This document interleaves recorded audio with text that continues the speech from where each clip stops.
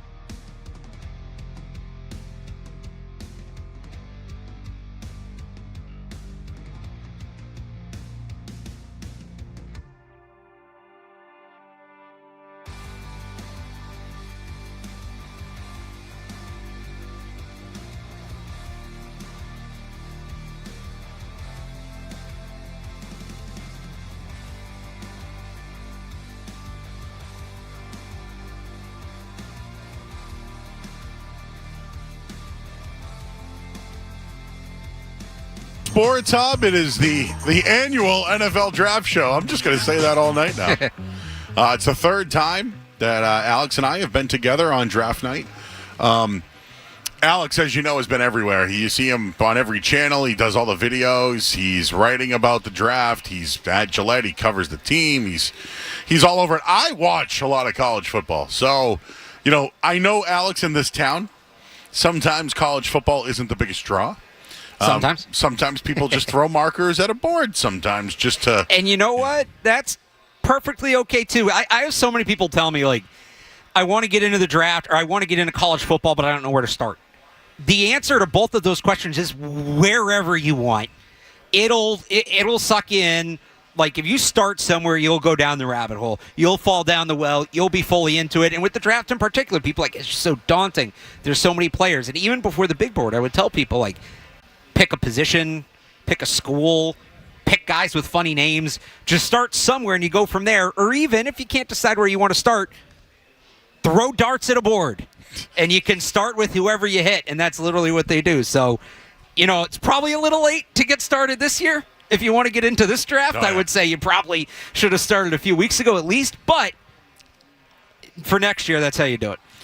Well, I would just say watch a game on a Saturday at noon, and then watch the 3:30 game, and then watch this, and then what's the 8 o'clock game, and then and it's just you just get locked. So what I usually say for college football is watch game day in the morning. They do a good job, especially the last hour. They do a good job at breaking down, here's the stakes today. You pick one window, one game. That's your game. You're going to watch that. And then in the other windows, while you're running your errands or whatever, just have a couple games on in the background. Oh, yeah. I'm all about it. As we're getting signature dishes from Kowloon. 9 Dragons. They're Kowloon signature dishes. But 9 Dragons is here at the Brook. And it's right on the opposite side of the... So if you're at the casino, it's right to the right. They have takeout as well. But Melissa and the crew, they have people coming in right now. And oh, my God. Well, wait on that one. I'm getting excited on it. I just saw lobster out of the corner of my eye. Did you see a lobster head? So we got to focus on the football first, and then you'll hear me moan about the food coming up in just a little bit. But we are alive. This is a beautiful sports book here at the Brook Casino. It's right in Seabrook, just down 95, just first exit 1, right here in New Hampshire. So the Patriots, 3 picks. I think Will Campbell seems to be the consensus based off reports. Yep. Patriots need a left tackle. I also think it's supporting Drake May. Yes. And it was a position of need. They barely have a guy who can play. They only have one true left tackle on the roster. It's not even a matter of, even let's say they draft Will Campbell or call it Armand Membu or Kelvin Banks, right? You could still argue they need a left tackle in this draft. Not necessarily somebody to compete with that guy. And no, not because Will Campbell's a guard because he has short arms. Because how do they feel about Vidarian Lowe as the backup? You still might need a backup left tackle. They literally don't have it stocked on the roster. I feel like he's the consensus pick. Yeah. Who is somebody else that you think would be their guy if something should change it for? So, if it's not, I really think it's down to 3 guys, and Campbell's obviously the heavy front runner. Mike Vrabel talked about needing somebody in a premium position at his pre-draft press conference, his introductory press conference. He talked about the importance of protecting the quarterback. If it's not Will Campbell, I think it's going to be Armand Membu, and they're going to try to move him over. So he's a right tackle. Yes. Can be projected as a guard. He was incredible last year. He was incredible at right tackle. He's only played right tackle in college. He was actually recruited to Missouri as a guard. Played guard in high school. He's kind of late getting into the sport. So they're going to do that thing again. And, they tried with Chuksa Okorafor. They tried with Caden Wallace. They've tried this a few times the last few years. It's not easy to move from right to left. It's not. There's only one guy in the NFL right now that's really done it at a high level, and that's Tristan Wirfs. And he did it after, I believe, he played right tackle early in his career, right? So he at least got to get used to the NFL before he had to change positions. The other one would be Tyron Smith, who just retired. So that's 2 guys in the last 20 years you're asking for. And yeah, Wirfs played right tackle for 3 years before moving. So, for all the talk about Will Campbell being an outlier with his arm length, which I don't think is as true as some people say at 33 inches. There's precedent. There's not a lot, but there's precedent. It's the same with Armand Membu moving over. You're still asking a guy to do something that the heavy majority of people in the league who have tried to do it can't do. Who'd be your third if if it wasn't Campbell or Membu? I think Jalen Walker. I buy some of that noise just because I think it's a defensive coaching staff. It's a staff that wants to play very athletically, defensively, that's putting a premium on leadership and character. And Walker checks all those boxes. I also think Vrabel will love the versatility. Can use Walker. He can use Walker some of the same ways he was used when he was a player. And I think the idea would be whether or not, and evaluators will differ on whether or not Walker can be this kind of player, but the idea would be, okay, we brought in a corner, Carlton Davis. We upgraded our defensive line. We brought in a linebacker, and Robert Spillane. Like, we made some moves this offseason. But this is the guy that's going to be that finishing piece. We have everybody else who's going to come in and play really solid football, and then we're going to use this guy as our chess piece to kind of be the trump card in the defensive strategy. So I think that would be the argument for him. After those guys, it's a drop-off in terms of, for me, probability-wise. The one player you have to talk about in my mind is Ashton Genty, simply because he's the best football player on the board. If you're a pure draft for best player available person and you don't consider anything else, you're drafting Ashton Genty. If he's there, there's some noise that teams might be trying to trade up and get him in the top 3. But if you truly want the best player available in a bubble, you're not considering anything else, you're not considering positional value or anything like that, Ashton Genty would be the pick. I just don't think that's how they are going to approach this. So the Ashton Genty stuff's interesting, and this is where fascinating. This is where I go with my big bet for today. Yep. I bet Ashton Genty to go 6. Do you know what his over/under is? So off the top of your head? Well, I'll get it to you in a second here. So it's a good bet, though, Joe. Here's why. Although it sounds like the Jaguars might ruin things. That's what I'm trying to say is that I don't know what the Jags are going to do. I actually have no clue. Nobody does. Duval, new coach, right? Do they really need a running back in this situation? They probably don't. I think maybe, defense would be the way to go for them. Yeah. The guy from Michigan, defensive lineman. Mason Graham. Well, he's fallen now, right?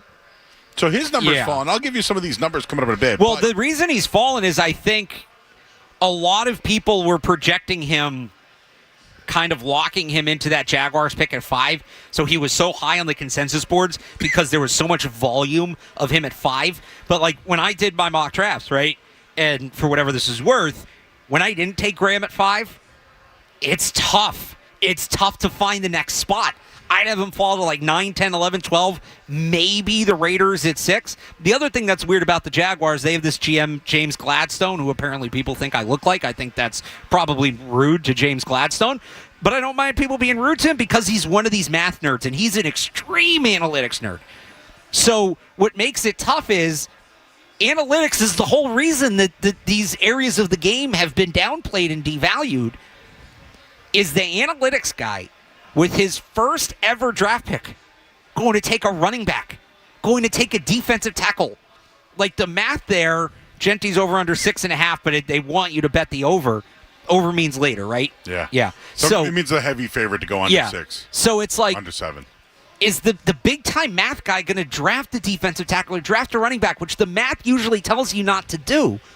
Is he going to draft somebody at that position that high? The math would tell you to draft Ted McMillan. The math would tell you to draft, they kind of have their tackle situation set. There's some debate on that, but, to draft a tackle, if you feel like you're not sure there, the math would tell you maybe even to draft a corner, to draft a guy like Will Johnson, because they only care about players in the passing game. The math would also tell you that if somebody's willing to meet the trade chart, regardless of whether you think the trade's worth it or not, to move down. So that's a total wild card pick. Trent, our intern. By the way, I got to shout out our staff tonight. Yes, we got a big crew tonight. This is a whole production. It's Alex, and Tyler Knutson here from the Brook. Back at our Waltham Town Fair Tire studios, we have James Scaramazino, Jake Seymour, and our intern Trent Marlowe. So Jake's running on all the socials. We got great Trent crew getting everything for our Twitters and Instagrams. I got to work with Trent Monday night when I filled in. Did a great job, and Jake did First time covering a Celtics game last night for us on 98.5thesportshub.com. Go check out his coverage. He did a great job.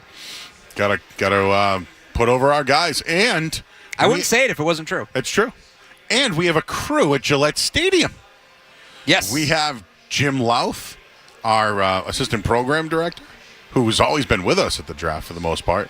Mark Capello is going to be on hand over there. We're hoping to be joined by some Patriots insiders. Sounds like Andrew Callahan may be one of the guys that might be available. Maybe there's some others that are out there. Last year, we got Mike Reese on a whim. Yes, I'm hoping we get – I actually don't know who NFL Network is sending, but Cameron Wolf a couple years ago gave us some great stuff on Brandon Ayuk. So we have a crew. This isn't just us two at the Brook. We have people at the mothership helping us out and over at Gillette Stadium. So we are here all night long for the whole first round from the Brook Casino. It's in Seabrook, New Hampshire, just off of 95. It's the first exit once you enter into New Hampshire. Live free or die, and that's what we're doing tonight here for the first round of the draft. Alex Barth.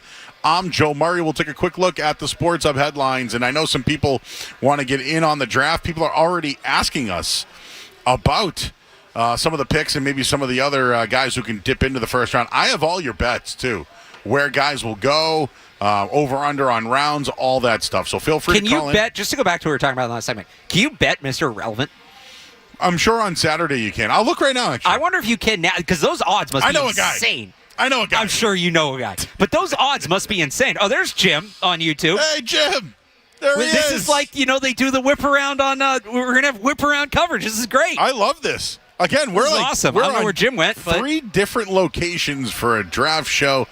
We wouldn't do it any other way. So let's take a look at the Sports Hub headlines. We'll get you caught up on everything that's happening there. And we'll get more into what the Patriots could do tonight. And could there be some shenanigans at the top of the draft? We'll take a quick break. We'll get you headlines here. Alex Barth here. I'm Joe Murray. It's the NFL Draft Show here on the Sports Hub. Sports Hub headlines. Presented by Celsius Energy Drinks. All right, the NFL Draft just about to get underway in about a half hour from Green Bay, Wisconsin. I'm sure it is just lively in Green Bay at the moment. But the Patriots, they have the fourth pick in this draft. Cam Ward expected to go number one overall to the Tennessee Titans. The Red Sox played today, and they lost. And Garrett Crochet got the start tonight. He did have a good little strikeout night, but they lost 4-3. Crochet now 2 for 2 on the season. Alex Bregman went deep in that one. The Celtics, they take on Orlando tomorrow in Game 3. The injury report is out. Jason Tatum once again listed as doubtful. Drew Holiday has come up on the injury list with a hamstring injury. Headlines, they are brought to you by Safety Insurance, providing comprehensive coverage for your auto, home, and business. Ask your independent agent about safety. I'm Joe Murray. Your next update is in 30 minutes.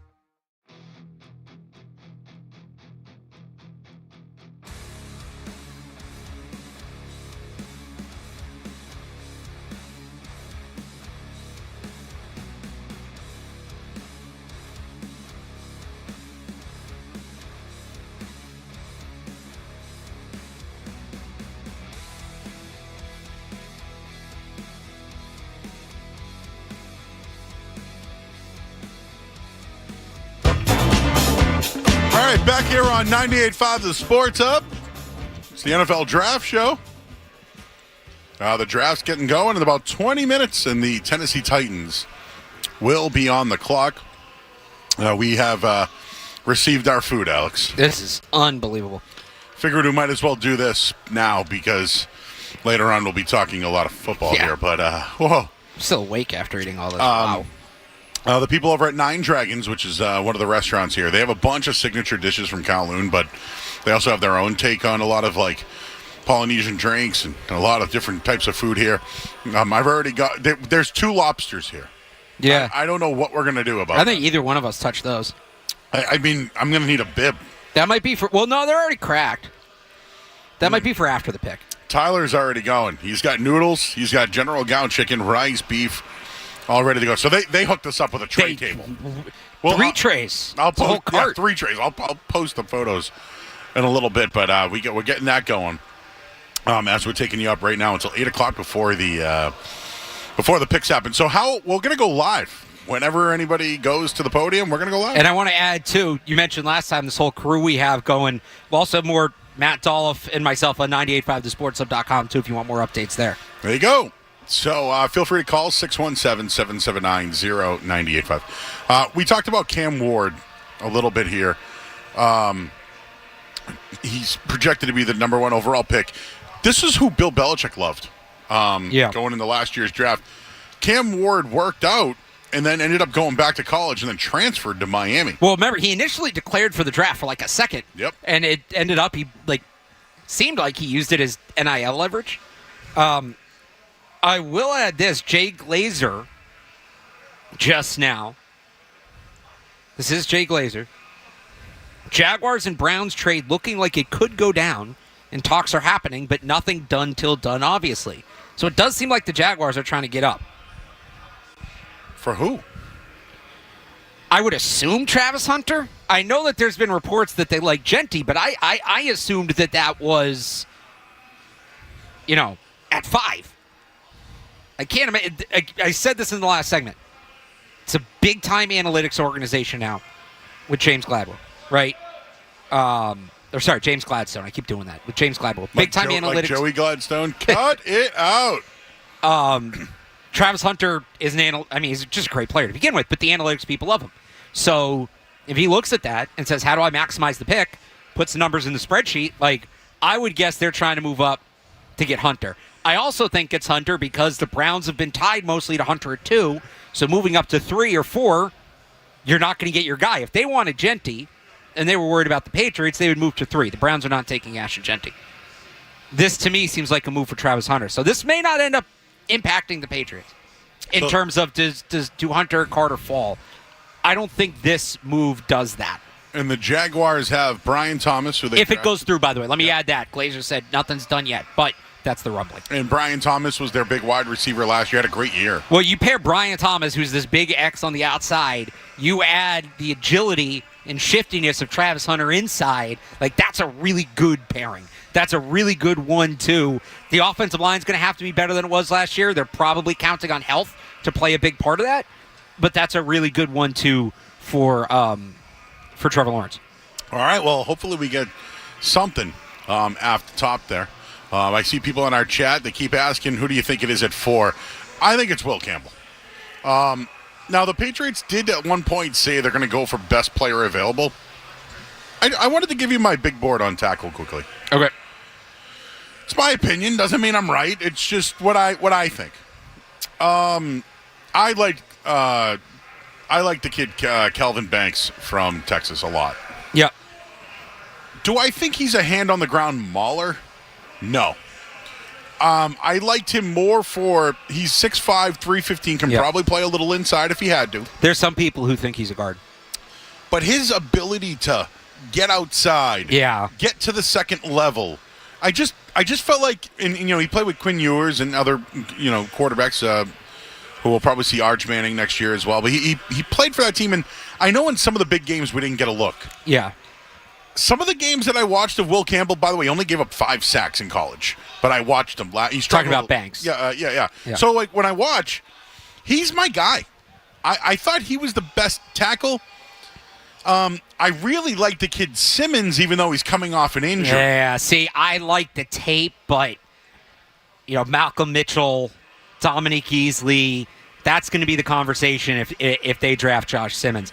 Even if he is healthy and ready to go now, there's that kind of injury. He had the same injury Cole Strange did. It's a patella tendon tear. Like, that's the kind of thing you may not... Guys don't necessarily heal fully ever. Yeah. And so there could be long-term durability questions. So, and by the way, I think I had Campbell second. I just wanted to mention that. Okay. I have Simmons third. Yeah. But the thing with Simmons is we know about the relationship with Mike Vrabel and Ohio State. Really got to know the kid, right? Yeah. I think there's a lot of upside for him. There is. My biggest issue, so that's my big board with tackle. My biggest issue is, and we wrote about this, our intern Trent actually wrote about this a little bit as well, but when you think of tackles that go 4 overall, dude, we're talking Trent Williams. We're talking Lane Johnson. But here's the thing. You have to throw that out in this draft because that player isn't here. When you talk about the wide receivers that go in the top 5, you talk about Malik Neighbors, you talk about Marvin Harrison Jr., you talk about guys like that. None of those players are on the board this year. None of them are. So if that's the player you're looking for, the clock's going to run out on the pick while you're trying to find him. Sure. In this draft, I don't think you can be looking for that kind of player because he's not going to be there. Mm-hmm. And, of course, there's the arm length. DeBrickashaw Ferguson went 4th overall to the Jets. His arm length was 35.5. Never an all-pro, but pretty good player, right? 3 Pro Bowls. And then I mentioned Trent Williams, 34.25.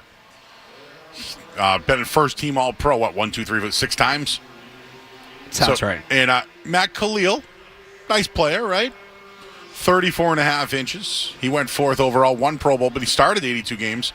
And Lane Johnson, 35.25. Those were, just to give you a couple others, Andrew Thomas, big boy, right, with the Giants, 36.1 inch arms. So these are just a couple of the guys that have gone 4 overall. If we're talking about the Patriots, John Hanna, Willie McGinnis. I just feel Will Campbell, if he's the name. I know you. To your point, there's that guy isn't here. And how about Bruce Armstrong, 32 and I think 3/4. Yep. So I'm just saying 4th picks overall. Willie McGinnis, John Hanna, that's some big shoes to fill to be the 4th overall pick. It is. No, it is. But again, that's just this. Anybody they take is going to come with significant questions. That's just the reality. Like, are they going to take Ted McMillan? He does not have the. I think and we don't know exactly what his 40 is, but in the ranges that were reported, a guy hasn't gone in the top 15 picks at wide receiver with that 40 since Mike Evans, who obviously is a very, very, very rare talent. Ashton Genty, just as a running back, those guys don't go in the top 5. Mason Graham is an undersized defensive tackle. Tyler Warren, you have that age thing again, and tight ends usually don't go that high. So whoever it is, you're going to be able to kind of pull up a stat where he's a historic outlier. So that's where I stand. I think if they like Campbell, it's because they've identified the guy and they like the player. Yep. There's nothing wrong with that. I'm going to try not to look at it that he was the 4th overall pick. Because in the end, I don't know if we can compare former drafts and where they were picked to this draft. You can't. That's such a great point, Joe, and I've been trying to stress that throughout this process that, he would have been the 5th tackle last year. Well, if Joe Alt was in this draft, I wouldn't be saying they should take Will Campbell. I'd be saying they should take Joe Alt. You go back to 2013. Eric Fisher, Luke Jokel, Deion Jordan, Lane Johnson, Zeke Anza, Barcavius Mingo, Jonathan Cooper, Tavon Austin, D. Milner, Chance Warmack. That's the top 10. And, you could argue a lot of those guys aren't worth top 10 picks, but outside of DeAndre Hopkins going 27th, there's really nobody further down that is a clearer pick. Sometimes these drafts just aren't as full of talent, and the best thing you can do in a draft like this is just get a guy you believe can be a solid starter and not chase your tail. And, I don't know that Campbell's the only guy that checks that box, but he checks the box at a premium position and a position that is desperately a team of need for the Patriots. All right, anything else before we, because I know at 8 o'clock, that's when everything starts up. I think Will Campbell's the guy. Everybody take a deep breath. If they take Will Campbell, the organization's not shutting down. Like, I know some people aren't happy about it, and I get it. in the sense that he is kind of that historic outlier with the arm length, which at 33 it's low, but Rashawn Slater was a Pro Bowler or an All-Pro with 33-inch arms, and like it's an eat your vegetables kind of draft. If they get an answer at left tackle, whether it be Will Campbell, whether it be Ormond Memba, whether it be Kelvin Banks, whether it be with the trade down or a trade up, Josh Connolly, Ariante Ursary, Josh Simmons, if the medicals check out. It's maybe not somebody you're drafting in fantasy football. It's not somebody you're betting on. I get it. But they're going to be a better football team for it. And that, at the end of the day, is the goal this weekend. Come out of it a better football team than you went into it. And really, Joe, to your point off the top, come out of this weekend where Drake May is in a better position than he was going into it. That's really what it's all about. I don't know. Can you bet on linemen? Not really, right? Find out if we can. I can call a guy, Mr. Pickles, see what he's doing. He'll be like, yeah, Barth wants that. I got it. People are agreeing with you. Trent Williams, you think that at 4, but not in this week. I'm surprised people are agreeing with me. That has not been a popular take. Because you've been everywhere and people trust your judgment. Well, we did this the other night, Alex, just to put you over for a second here, but Mel Kiper, someone mentioned that he could be up for the NFL Hall of Fame, and I was like, no. Like, the guy who created NFL film, Steve Sable, he should go to the Hall of Fame. I think he's in, isn't he? He's in. Yeah, as he should be. No. Mel Kiper, out. Everybody just looked at me. Mel Kiper, out of the Hall of Fame. Yeah, see, out. You guys agree with me. See, they agree with me on that one. Maybe Alex Barth one day. Hall of Fame, what do you think? I don't know what that would mean for the Hall of Fame. I'm not saying I would say no, but I don't know what that means for the sanctity of the organization of the building, the process. The Green Bay is where the draft is this year. We'll take a quick break, but could there ever be one in New England? Maybe we'll do that on the other side here as we take you up until round 1, which begins at 8 o'clock. And the Tennessee Titans will be on the clock. We'll take a quick break. Alex Barr's here. I'm Joe Murray's the NFL Draft Show here on 98.5 The Sports Hub.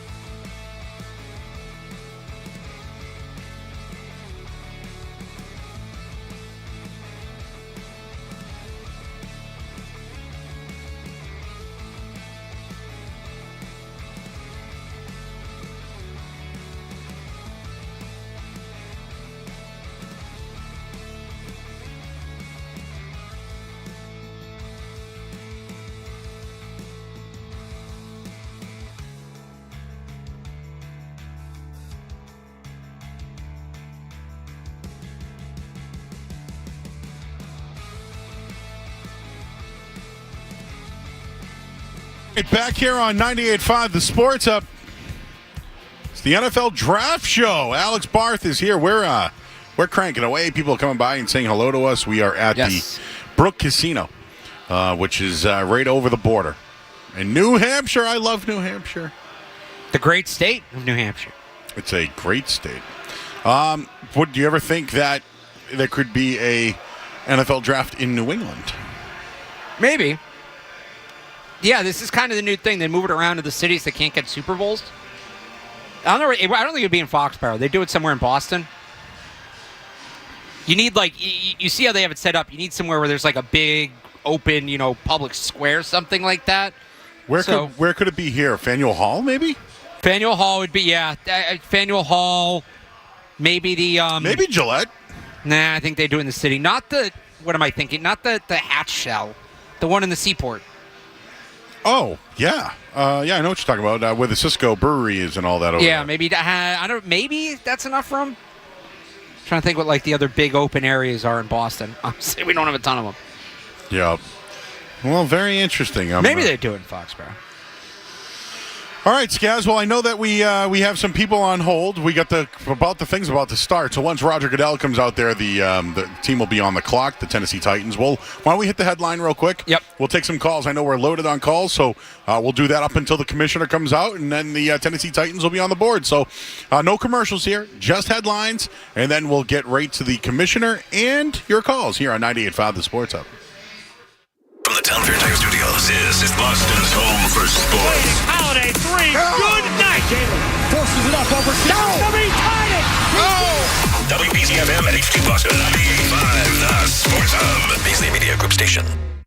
Essential Sports Hub headline, presented by Celsius Energy Drinks.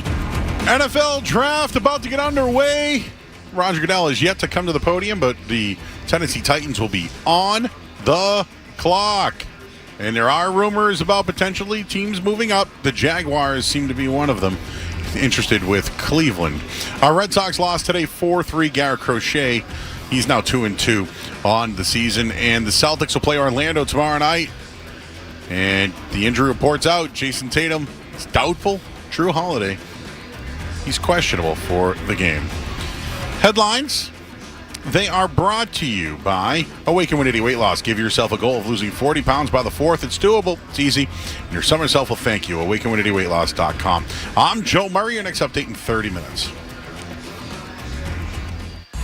This is Jaylen Brown. Jaylen Brown turns the corner. Finger roll is up and good. Scoring the foul. Listen to home of the Boston Celtics, 98.5 The Sports Hub. Oh, there he is. There's Mel Kiper. Mel Kiper, your guy.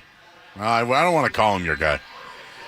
I actually, Alex, this is a compliment. Yeah. I care about what you think more than he does. Appreciate that. I did think how the guys were asking you, like, hey, where'd this guy go to school? And you would recognize the school. Yeah. So that was kind of cool. Sometimes when I'm with Bird, I mention a college and if he can get the mascot, and it's wicked funny because it's really hard. All right, Skaz, you're going to have to help us out. I know some people are waiting on hold here. Why don't we take a couple of calls? Who should we start with first, Skaz? All right, we'll go to Louis in Amesbury. Louis, how you doing? Hey. Louis in Amesbury. Louis in the house. Welcome to New Hampshire, boys, to the Brook. Right in front of you, boys. There right we go. Here. Oh, my God. I didn't know you guys were here tonight. I love it. We got a guy on the grounds. He's on the grounds. Hey, Mel Kiper, a.k.a. Helmet Head. No Hall of Fame for him. He's been wrong more than he's been right. See you later, Mel Kiper, only because you brought it up. Will Campbell, welcome to the New England Patriots. Offensive line. I like the way he carries himself. And I just got to say that, watch out for the Patriots' second-year wide receivers. I think they're going to show something this year. Love having you here, boys. Thanks, Louis. Louis on the ground. That's cool, yeah. There you go. All right, well, I got my call screen up now, Skaz. Oh, is that Goodell on a bike? Get out of here. Is he riding a bike? I think this is the thing, because in Green Bay in training camp, the players ride bikes alongside kids from, like, the locker room to the field. So I think the thing is they're going to have, like, all the prospects ride bikes up to the Is Michael stage Onwenu on a bike? Yeah, I remember he was on a bike. Caller, you're on the air. How are you, sir? I don't know who that is. Is that Lil Wayne? Hey, you're on the air, buddy. How you doing? Hey, I'm sorry. I never gave the name. It's Chuck, and Hey. I'm good. How you doing, I like Chuck? listening to you guys a lot. Barthy, you're great. Thank you. are better than Mel Kiper. And this Appreciate that. we should start a hashtag, that greater than sign. Barthy, Yeah. greater than Kiper. In. He's in on it. Thanks, Joe. There was a specific rumor that I don't know if you guys heard, and it literally says that if the Patriots, if they can't get Carter or Hunter, like this is off if it is, but this is being reported by a couple different sources online. I'm surprised nobody's talking about it. It says that the Bears want to move up to 4 for Genty, and they would give us pick number 10, their second-round pick. They might have more than one second-round pick this year, and then a third-round pick in 2026. So if that happened, and then the idea would be we wouldn't take Campbell. Campbell would probably be off, but we'd take Banks or Connolly as as a more reasonable pick at number 10 for an extra pick, and the Bears would get Ashton Genty. Have you heard about that? Yeah, that report originated with one of those like fake accounts trying to be a reporter, if it's the one I'm thinking of. So I have seen it. I don't think that's a real report. Sorry. I don't know if that's a real report either. Roger Goodell getting booed, per usual. Good. In Green Bay. I didn't like the bikes. Out. No, that was stupid. Out on the bikes. Place is packed. Look at that. And Roger Goodell's giving his, for the next 3 days, we'll be here in blah, blah, blah, blah. Let's go to another. Who's on line 3, Skaz? Let's pull them up. Who we got Greg there? and Lincoln. Greg and Lincoln. How you doing, Greg? Joe, you're up in New Hampshire. You have to pay all the tolls. $1.25. Listen, the narrative that's going around about Vrabel sucking at the draft because he took Skoronski, I hate it. Skoronski's a pro player. He, as far as the Titans go, he's one of the better linemen they have. I would not be disappointed with Will Campbell. If you're looking for someone to blame J-Rob. He picked Isaiah Wilson. He picked Treylon Burks, and he picked all the players that led to Vrabel's downfall. So, whatever happens, but that's a false narrative. And if it's Will Campbell, it's Will Campbell. And if it's, Chet, I'm cool with that too. Good night, guys. Okay. Indy traded. Let's not forget Indy traded, talking about John Robinson, A.J. Brown. That's right. I did want to get into Mike Vrabel's draft day history. And I wonder if it's worth talking about here, but we've written about this. I'd give a shout out to our intern Trent, who did some. Jeffrey Simmons, a great player. Great player. Yes. Isaiah Wilson was the tackle. This is a good question. Can he draft? Can he draft linemen? I think so. I mean, Wilson was a miss. He wasn't necessarily a miss for talent reasons. I would say that was more. And he talked about this. He was asked. His biggest issue in Tennessee, other than John Robinson trading A.J. Brown, they used 2 first-round picks in 3 years on guys with significant injury red flags. Isaiah Wilson, who was tackle or offensive lineman, and then Caleb Fairley, the cornerback from Virginia Tech, who had a bad back, and that was known going into the draft. And Vrabel was asked at his pre-draft press conference this year, what did you learn from your time in Tennessee? He brought up unprompted injuries and, really having an understanding if you're going to take a player with medical red flags, really knowing what you're getting into, not just kind of pushing it to the side. So, as it applies to Josh Simmons, that could be a mark there, but that was the big concern to me looking back at his time at Tennessee, at least in the first round. There were too many risks injury-wise. Taking players who fell because they were hurt and trying to get them to work out, and it didn't work out. Yeah, what about Caleb Farley? Was that a miss? Yeah, so Caleb Fairley was a talented player, and I really liked him going in that draft in terms of what was on the tape. But he had back problems. And now look, Rob Gronkowski had back problems. He worked out. But he also fell to the second round for a reason. They took Caleb Fairley, I want to say 14th. I don't remember exactly where that was, but Caleb Fairley out of Arkansas, who was it Arkansas or Virginia Tech? Tech. Virginia. I don't know why I said that. They took him 22nd. Sorry, Treylon Burks was Arkansas. Yes. But he's had some issues. ACL, he had the family issue with the fire. I think the Pats brought him in for a look last year, by the way. Who? Farley. Yeah, they did. Yeah, they didn't sign him eventually. But yeah, he had some bad back problems, and they drafted him anyway, which obviously didn't work out. But Burks, I mean, the jury's still out, but so far it's not good. Skoronski listed as a tackle, right? Okay, so they drafted him as a guard. Mm-hmm. They drafted him outright to play guard. If they come out tonight and say, yeah, Will Campbell's going to be our starting left guard, I'd be worried. Also, Skoronski's arms are much shorter than Campbell's, and he's not the player Will Campbell is. Will Campbell is a better player in college than Peter Skoronski. So, yeah, Skoronski's 32 and a quarter. Campbell's at 33, so that's 3/4 of an inch difference. I get why the comp is there. I don't think it's the most accurate. Okay. They're at capacity, by the way, in Green I saw Bay. that. They had to pause the draft. No, they paused entry. I read that wrong first, too. Yeah. I was like, oh, great. Pushing this thing back. Nope, the clock is ticking because they got to let it run down because you got to sell that advertising and give people their camera time. Yeah. Harold Landry was a hit. Christian Fulton, LSU from corner. Dylan Radins. Yep. Roger McCreary. Yep. These are second-round guys now, I think, right? Yeah, and then, Will Levis, of course. Yeah, that was not a good pick, but the Patriots don't need a quarterback, so I'm not as worried about that. Yeah, not the greatest draft history, I will tell you that much.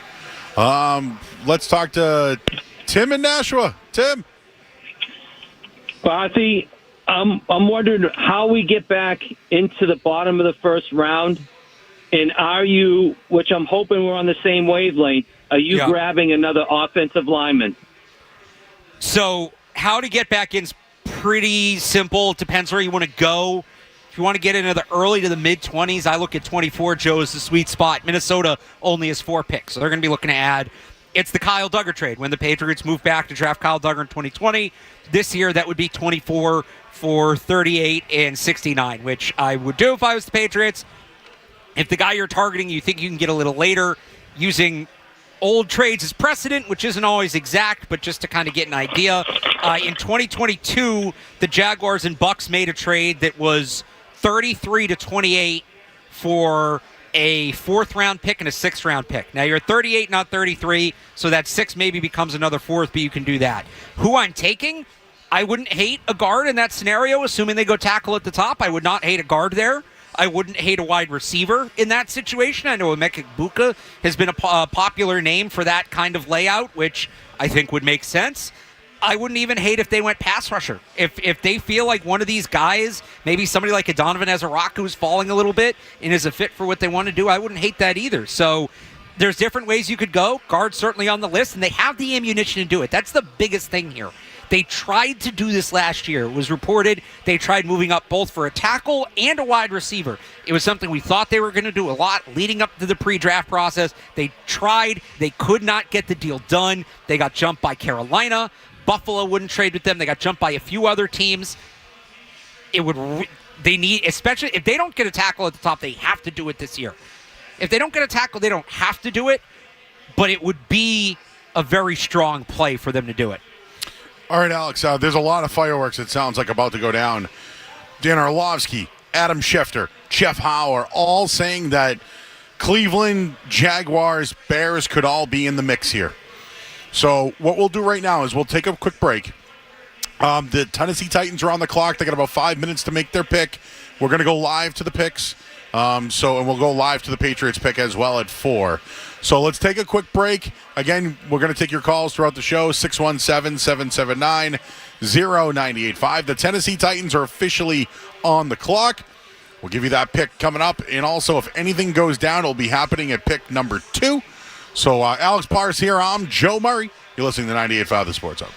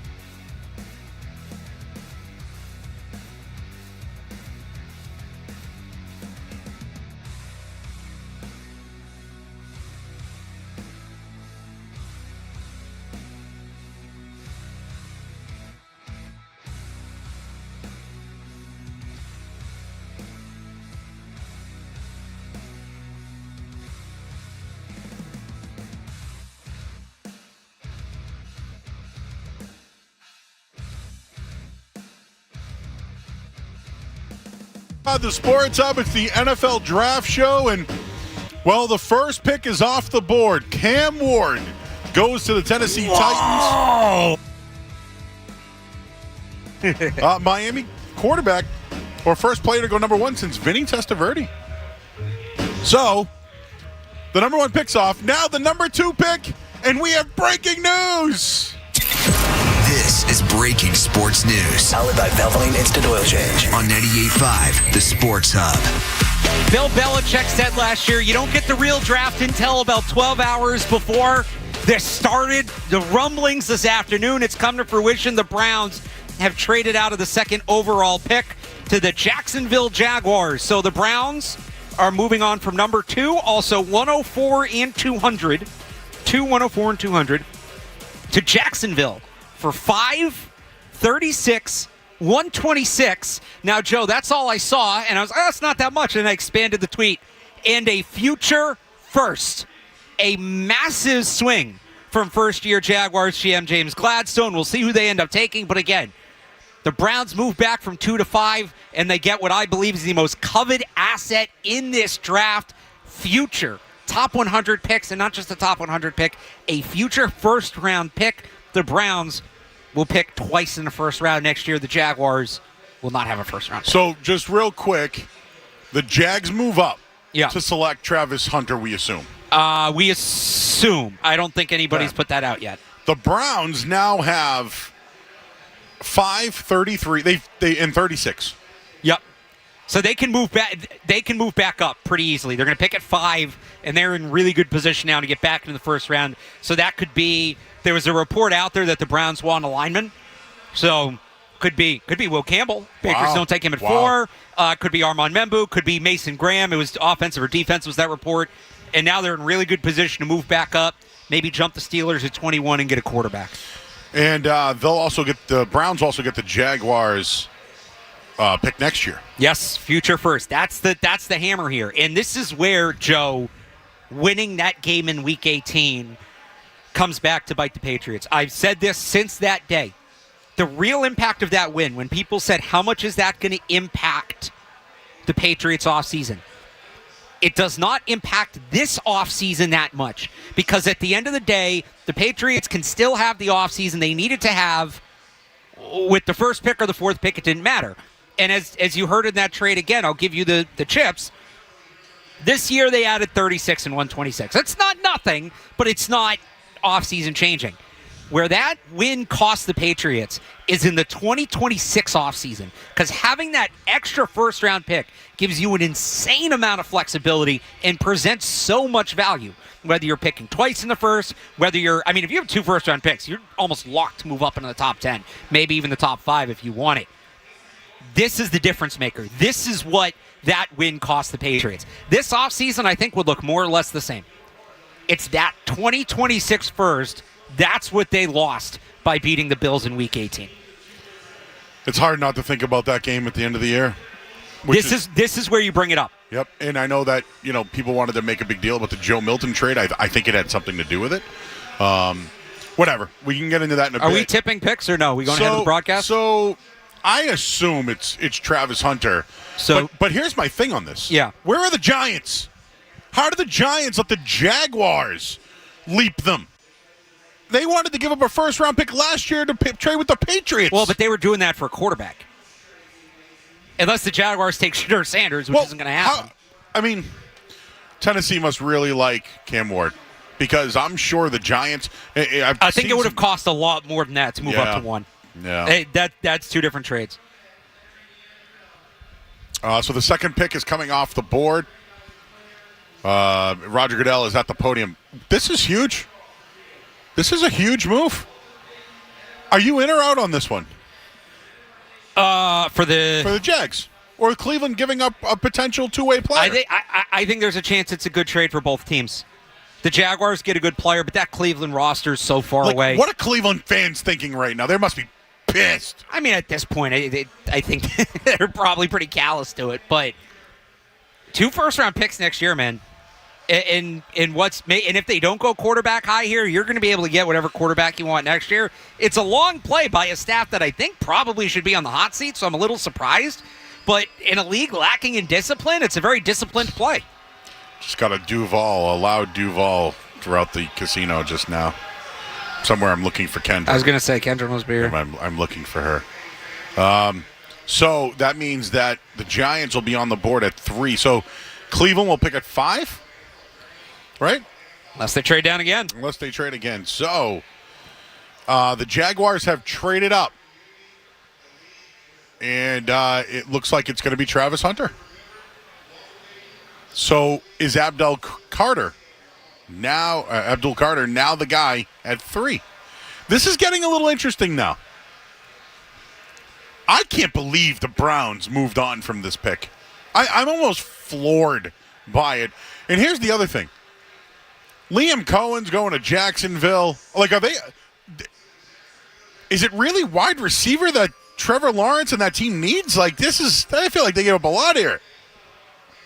It's not a bad addition, though. He's a really good player, and he can be a good wide receiver. And again, we talked about earlier, you pair him with Brian Thomas, that's a really dynamic duo. Oh, no doubt. No doubt. And if they believe in their tackles, which it was up and down last year at that position for them, but they were hurt. If you believe in your tackles, the defense needs help. And I wouldn't be surprised if they hammer defense the rest of the draft. But they got some nice pieces there offensively. They got some real nice pieces offensively. Well, you mentioned the Gladstone character. Youngest GM in the league and making a draft day trade. Looking at analytics. So, Travis Hunter is the pick. I'm excited for Travis Hunter, Derek Stingley. I'm excited for some of those divisional matchups there between the Jags. I'm a huge Travis Hunter fan, by the way. I know there's some people who think he can't run routes and he's not a wide receiver. I think he might have been one of the best high school players to go to, Jackson State first. Yeah. And then transfer to Colorado. Like, this dude was a blue chip, could have went anywhere he wanted to. Right. And now is the second Well, pick in the he NFL followed draft. Dion. Yep. So there goes my whole Cleveland and Shador Dion trio. You had Genty at 6, though? I have Genty at 6. This helps you out, because I don't think the Browns are taking Genty at 5. I think there's a chance the Jags would have. I would be pretty surprised if the Browns take Genty at 5. My big pick of the night.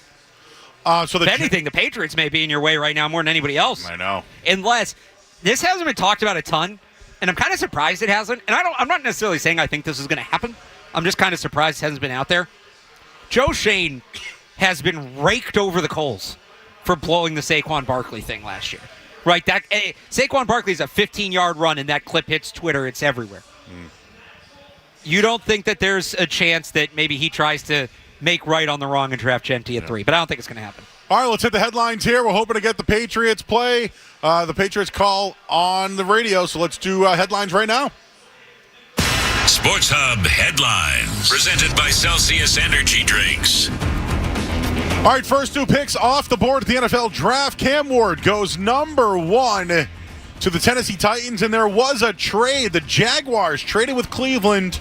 They traded 2 firsts, a second, to get Travis Hunter. He goes to the Jaguars. So, Giants are on the board. Patriots will be 4th, followed by Cleveland 5th. The Red Sox lost today 4-3. Game 3 of the Celtics-Orlando. Tomorrow night, Jason Tatum listed as doubtful. Drew Holiday is questionable. Headlines, they are brought to you by Safety Insurance, providing comprehensive coverage for your auto, home, and business. Ask your independent agent about safety. I'm Joe Murray, hoping to get the Patriots pick next here on 98.5 The Sports Hub.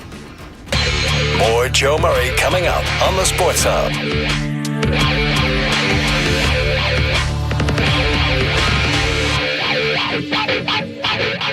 You see a bunch of winged bugs flying around and think, it's just some ants. Well, you're wrong. Those aren't ants. They're probably termites. Look, I get mad about bad trades, but termites, way worse. Burgess Pest takes out termites before it's too late. Don't wait. Go to burgesspest.com before your house falls down. You got it? When it comes to producing a workforce for Massachusetts, industry leaders count on the home group.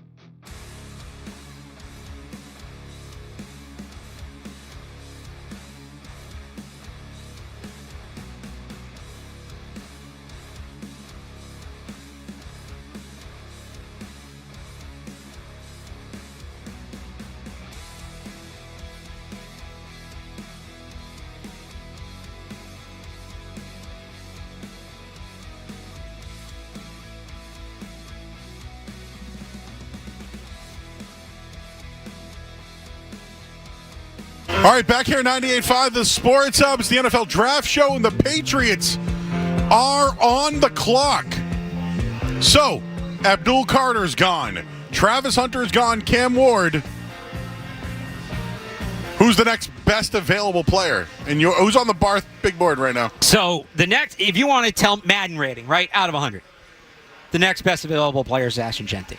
But it's not that simple. I wish it was. It's not. You got to consider positional value. You got to consider team need, things like that. What did Mike Vrabel tell us throughout this offseason? The most important thing is protecting Drake May.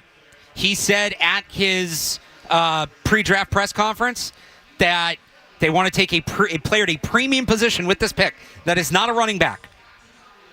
If they believe Will Campbell is a left tackle, not he's a left guard or a left tackle, figure out. No, if they believe Will Campbell's going to come in here and be our starting left tackle for 10 years, he's the pick.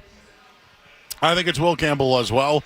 The team just went out and met with him, did a private meeting with him, and they like him. They've talked well about him. Dante Scarnecchia has mentioned him. Doug Marrone, who's the new offensive line coach. They have 3 offensive line coaches this year. They're really taking a interest into the interior. You mentioned Drake May. This is a position of need. I don't know if he's the best player available. He might be the best tackle. He might be. But I would say right now it's Will Campbell all the way. Who do you think is the best player available? It's probably Ashton Genty. When you factor in what we know they're factoring in, who do you think is the best player available? For them? Yeah. I would say Will Campbell or Jalen Walker. So if you're in the room right now, you're... I'm Will Campbell all the way. If anything else, I'm trading back. And I still think that's always been the ideal. It's Will Campbell. I mean, it depends how far back they go, right? There's reports that the Browns want a lineman at 5. You might... Now, that's the problem. If Cleveland wants Will Campbell... That could really screw the Patriots. That trade back could really screw the Patriots. But what if they're like, hey, we like Kelvin Banks or Membu, right? Do they trade with the Pats and move back the problem is you have the Jets at 7 are an offensive line team specifically for Membu because they need a right tackle. You have a Panthers team at 8 and a Saints team at 9 that have reportedly wanted to move back. You could have the Dolphins coming up from 13 who definitely need an offensive lineman. All those guys could go. You move back too far. Yeah, and I mean, unless somebody wants Shedeur Sanders, which he's very alone where he is right now. They keep showing the empty couch. But even if they want Shedeur Sanders, you're still running the risk of moving back and losing out on a guy or guys, and it's just got to be worth the while. It's just got to be worth the while. Did you have Will Campbell as the best tackle on LSU last year going into this? Yeah. See, I remember they had the kid Jones as well. Emory Jones, he had a rough year. He had a bad year. You're saying like going into the season? Yeah. They were both supposed to be top 10 picks. That's right. I mean, Campbell, again, with the value on the left side, but... Yeah. I think it's Will Campbell right now. We're just awaiting Roger Goodell. We're going to have it for you when he does come out to the podium. But I bet you they're listening. And I think they have to do their due diligence here. Do your due diligence.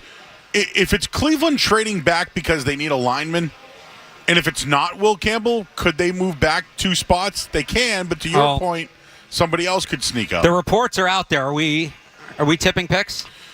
Well, the reports are out that it's essentially going to be Will Campbell, right? That's been the pick. Okay. And we're awaiting the Pats again. They've made the pick is in. The pick is in, so we're just waiting for Roger Goodell. We'll have it live for you coming up in a bit. He started every game at left tackle.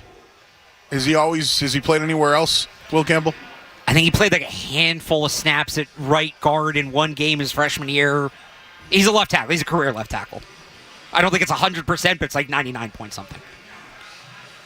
And I can find that, actually. This pick, if it is Campbell, also is really great for Drake May, right?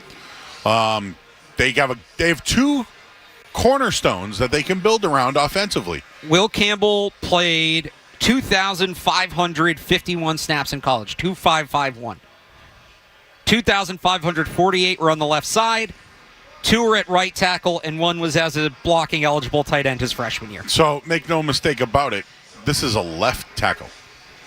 Yes. And it's the Patriots have needed one. We mentioned there's one on the roster, Vidarian Lowe, who, fine. He's decent. He's had some ups and downs, but will Campbell be your, if they do select him here, which it looks like it's going to happen, we'll hear from Roger Goodell in a minute. Is he plug and play starter week 1? Yeah. Oh, yeah. Better be. You taking the guy 4th overall? Yeah. The plan is he's going to come in here, he's going to start a left tackle day 1, and he's going to be in that spot for 8, 10, 12 years. And we're not going to be talking about replacing him. We're not going to be talking about benching him. That's the guy. You take a guy at 4, as Roger Goodell comes up, that should be the plan. All right, let's go to the podium.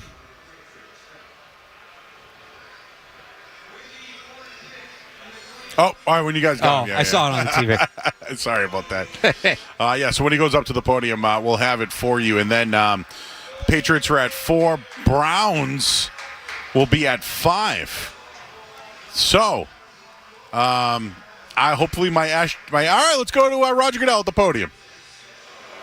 With the 4th pick in the 2025 NFL Draft, the New England Patriots select Will Campbell, tackle, LSU. Here's a young man who has been the star. So there he is. Will Campbell, selected 4th overall, latest member of the New England Patriots. He joins Willie McGinnis and John Hanna as the previous number 4 overall picks. According to Phil Perry, he says he's made an incredibly strong impression on decision makers with the team going back for months. Drake May gets his blind side protector. So there it is, 4th overall, Will Campbell. Barthy is writing things up. I think it's what they wanted to do. He was available. If they had the number 1 pick, do you think it would have been Will Campbell? No, they would have traded back. Yep. I still think they would have ended up with Campbell, but they wouldn't have taken him at 1. Mm-hmm. They would have made the trade that the Browns just made or something similar. And this is it. This is what for 8 months. For 8 months, no player has been talked about more in New England as a draft prospect than Will Campbell. It was always the answer. They desperately need a left tackle. I can pull up some numbers, Joe. I'll get them for you in a second. This was always the pick. Unless that trade down materialized, which it never sounded like was going to happen, this was always the pick. Well, get your Campbell jerseys ready. Barth said it himself, this is a plug-and-play day 1 guy and should be the left tackle. He's really one of the only left tackles actually on the roster. But he is the second. He joins Vidarian Lowe. So if we're looking ahead here a little bit, if we're looking at the Patriots' offensive line heading into next season, Campbell, Strange. So I think 4 of the spots are locked in. I think 4 of the spots you feel really good about. It's Campbell at left tackle, Garrett Bradbury at center, Mike Onwenu at right guard, Morgan Moses at right tackle. The only spot to me that's still, what a suit, by the way. Great suit. Campbell's got big-time style, if people don't know. 4 of the 5 spots you feel really good about. Left guard is still up in the air. They have some guys that can compete for that job, whether that be Layden Robinson, whether that be Sidney So, whether that be Cole Strange. Those are your top contenders there. But none of them are like a definitive answer. Now, maybe tomorrow, maybe later tonight, maybe Saturday, they add somebody who's going to step into that starting role. Saturday would probably be another guy who's competing. But 4 of the 5 spots are locked in, and I mean 3 are better than last year. And then Mike Onwenu, you hope improves because he's not going to have to move positions left and right, back and forth this time around. He's going to be at right guard and lock in at right guard, and there you go. Well, the early reaction from some of our listeners, not happy. Kind of interested about. All right, Barth, give us the pros, cons for. I know you just had a write-up. I shared it at 98.5 on our Twitter. Yep. And it's at 98.5thesportshub.com as well. What are the pros? What are the cons regarding Will Campbell?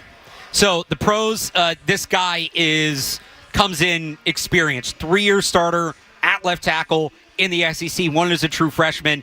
He is one of the best, maybe the best athlete at the tackle position in this draft. Put the arm length to the side, 6'6", 319, has the size and the strength you look for at the position, plays with a ton of nasty. He seems like a very nice guy in person. He's an a-hole on the field. He's an a-hole on the field. The downside is his arm length, his reach is not exactly what you want at the position. He's at 33 inches. That's right on that line that generally demarcates tackle guard. Now, there are tackles that play at 33 inches. Rashawn Slater from the Chargers, you're going to hear that name a ton. He was an all-pro at 33 inches. He actually reset the benchmark. It used to be higher. And then Slater proved you can do it with 33 inches. Penei Sewell's at 33 and a quarter. So slightly over, but he's in that ballpark, and he might be the best tackle in football. He's one of the top 3 tackles in football. So with Carter, look, that's not to say you're going to take any guy with 33-inch arms and assume he can play tackle.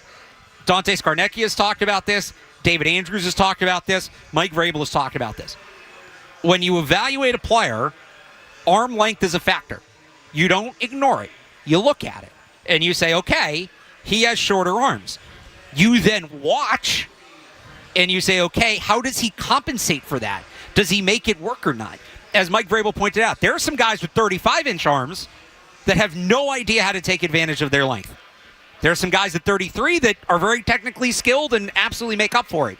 So that's what you hope you're getting with Campbell, and that's the player he looks like going against SEC talent, is that he plays at 33 inches, but he's technically skilled and he knows how to adjust. Is he going to be the greatest left tackle in the history of the sport? I don't think so.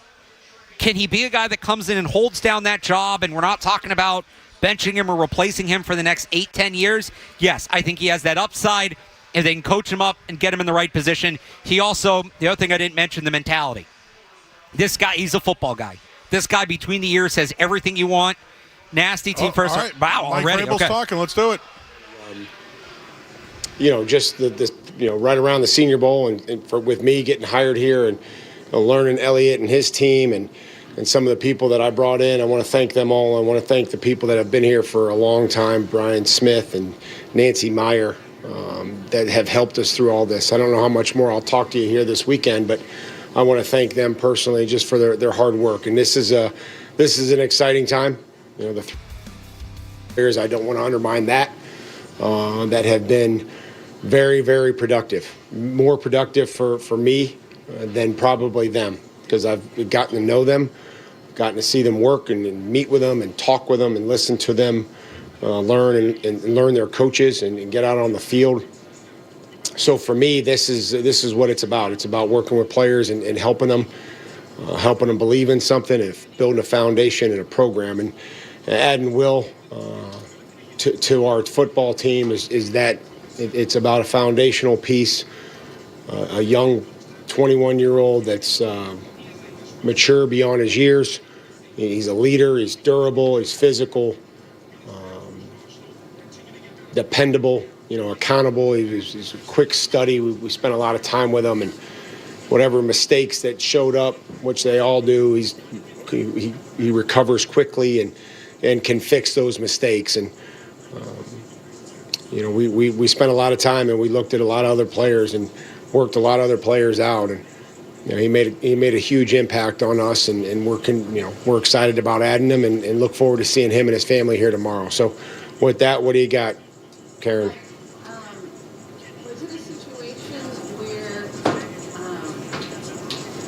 the need on one hand and the best player available collided? Yeah, I think that's certainly the easiest way to look at it.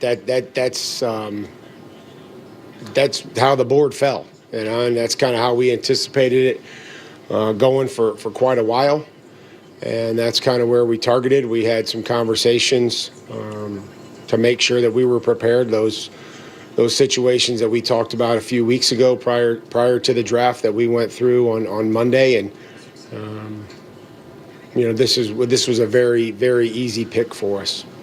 Mike, Will, you spoke with him. Does he remind you of like a younger Mike Vrabel? How tough he is, aggressive? No, we stay out of the comparisons in that business. This is a young player who cares deeply about the team. Is a leader in that room, and but to compare him to me or anybody else, no. But we love his football character. his play demeanor, his play style, how coachable he is, and a 21-year-old player that's started 38 of 40 games in the SEC is something that is impressive. Mike, when and how did Will cement himself as the pick for you guys in this process? Well, I think probably last week when Elliott and I and Ryan and a few others went down and spent time with him and worked him out, and then went and worked out a few more players the same day, and we made a circuit, and I think when we came back and we slept on it and had the conversations about where it would be if he was on the board, and I think probably then. Yeah, that's where he started, and he's a left tackle, and that's what he's played, that's what he's done, and so he'll come in here and he'll compete to be the left tackle, just like everybody else is going to compete for their spots. That's what we're trying to create here. It is something that there's competition at every position, and that our players believe that the best players are going to play. You said throughout this process that arm length wasn't a thing or wasn't a problem for you guys in terms of overall evaluation. When you met with Will, how comfortable have you been with that over the course of a year and kind of getting to know him and kind of understanding who he is as a player? Everybody has a play style. Everybody has a skill set, and it's what you do within that skill set and the tricks that you learn in this business, and how you play, and how you do your job, right? And so, I think he's learned a lot of those to play on the left side and to pass protect, and for a taller player, he sinks his hips in a run game and is able to stay attached in the pass game and widen the pocket and create the width of the pocket and get out on the perimeter. So, it's a total package, right? And if you drop back and you throw the ball 40 times in this league, it's tough sledding for anybody, right? Let me just tell you that. If it turns into a drop back passing game in the National Football League, it's going to be an issue for anybody. And when you talk about play style, it's how is he going to be able to create that and be able to for offensive linemen, it's so much about a reaction of resetting your hand, chopping the arm down, all these tricks of the trade that they use, and they have to be able to make great decisions and split-second decisions. So, his body work is out there on the left side against a lot of really good rushers. They're all going to get beat. Okay, so we can watch every time that a left tackle gets beat. They all get beat. I've been in this league for 25 years, and but I'm confident in how quickly he is able to process and change and have a lot of different pitches at such a young age. Right. I'm curious. You brought in Morgan Moses this offseason. How important is it now to have such a veteran kind of leader in the room at tackle, bringing in a younger guy in Will Campbell? Well, the more leadership that we can have, the better. And I've appreciated Morgan since the time that I've known him personally. There's a lot of people around here in our building that had a high affinity for him, going through the free agency process. And, it became evident to me quickly that this was the type of person and player that we wanted on our football team. And he is going to help not only Will, but everybody else in that room and anybody else that will add through the course of 3 days. So I love everything that Morgan is about as a person, as a father, and he communicates with me. He's raising 3 boys, 3 young boys, and that's probably his most important job right now, and I would agree with that. Do you talk to him at all during that process, though, about tackle and just what to look for specifically in terms of when you're looking at a young tackle or anything like that? No, I have a pretty good idea. I think Elliott has a pretty good idea. I think Ryan and everybody else in our personnel department has a pretty good idea on what to look for when you're talking about offensive linemen. And but we value, we value all our players' opinions on things, and they all have them. Some are better than others. There's been a lot of discussion about movement in the first round. Obviously, the Browns were able to find a deal at 2. Did you guys receive any offers for the 4th pick? No. We I think at this point in time it was pretty quiet. I think we would have entertained anything that anybody offered us. But it was pretty quiet. I mean, I think everybody was going up for 2 players, and one was already there, and they didn't have to move, and the other team that wanted to get to 2 got there. So, we would have been open, but excited to be able to get, stay there and pick and get Will. Like with the chips you have, the extra 3rd-round pick, do you anticipate any aggressive move to try to get back in here? I think if the right players are there, give us something to do tonight, so we're not just sitting there watching. And but just not to go up for just to go up. So if somebody's there that we have rated at a great spot and a great value, I think then we could go back up. But we'll see as the draft goes on and who comes off the board, and whether we just sit there and wait till tomorrow. Mike, if Will eventually has to move inside, is this a misevaluation this high in the draft and 4th overall? I think that what we're focused on is where he's going to be tomorrow and the next day, and not what the misevaluation is. Like we coveted this player. This was a very good football player, and so I think part of the draft is adding great pieces and great players to your roster, which is what we did. So he hasn't even shown up here in Foxborough, and we're not going to talk about where he's going to play or what he's going to do. I'm going to let everything really speak for itself and let his play and what he does in the community and most importantly on the field before we start talking about that. I just think that's not fair. I've never thought about that one time. We've watched every game that he's played, put a lot of work into this, and we're all excited and happy that he's here. In terms of his character, have you seen his typical mold of what you're looking to do? Well, there's a play style, there's a play demeanor. I'll just tell you this, when we went down there to work him out, he showed up with one purpose, and that was for us to pick him. From the time that we walked in the building to the time that we left and got on the plane, he had one objective, and that was to prove to us that he was the right player for us. I'll say that, and I can speak for everybody else that was there. Mike, what is I don't want to say what is the timeline for him, but with a young player at a premium position like that, how important is it to take your time in terms of his development to get him ready to eventually play left tackle? Well, the time, it's just block your guy. When you talk about coming from they threw the ball a ton. Like, let's not kid ourselves. Like, he had more drop back snaps than pretty much anybody else in college football. Like, they threw the ball 50 times, and it wasn't RPOs like everybody else. So he's pass protected. He's run blocked. He's coming out of a pro system. The terminology, he's already been through it. I don't know how many times with our guys and with me, and I think it's going to be a quick learning curve as far as the scheme. And then again, there's going to be a learning curve and adjustment to everything that he does. But he's coming from a great program, one that's built similar to pro football. Football is very important to him, and but we'll also, just like every other player, we'll give them exactly what they can handle. There's a report that you were involved in the workout last week. You threw a blocking pad on him. Why is that important for you to be involved with that? Well, who made that report? And then I'll answer the question. Pete Campbell?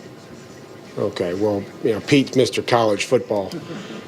Yeah, they all knocked me around pretty good. I realize I'm close to 50, and if that tape ever gets out, there's going to be people are going to have some problems. So I hope that tape never sees the light of day. But I think it was important for me to get out there and feel him and feel every player that we evaluated at the line of scrimmage. What, if anything, has surprised you about this process so far? Well, no, it's not like I just showed up here in January for the first time. I've been in the league a long time, so nothing surprises me in this league anymore. There's just, distractions that are going to happen throughout our team with our season. They're unavoidable. So I hope no one ever says, hey, we want to eliminate distractions, because I would say that that's impossible. We just want to handle them the best that we can and be ready for them and be prepared for them. How important is it to have the kind of vinegar he brings to the table for an offensive lineman? I think that's, one of the only ways that you can survive. It's as a player in this league at the line of scrimmage. The play demeanor, the finish, the effort. I mean, it's the guys on the other side are talented. You know what I mean? It's how it goes. You know, I think we can all see that, and so there's a lot to playing this game other than just looking good and having great technique.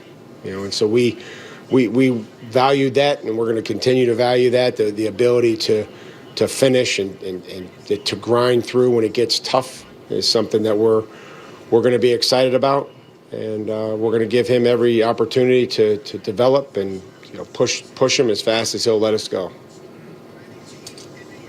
Thank you. Have a good night. Enjoy the free food. We got food for him, Stacey. All right. Well, hopefully they got food for him, Stacey. It's not what we have here from Nine Dragons, I'll tell you that. Good. We got that Nine Dragons. All right, a lot to unpack there. And there's more players coming off the board. So why don't we take a quick break? We'll get caught back up. We'll continue to take your calls. Your thoughts. Will Campbell, the Patriots selection at pick number 4 overall.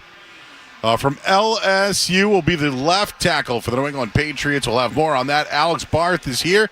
And the phone number 617-779-0985. It's the NFL Draft Show here on the Sports Hub.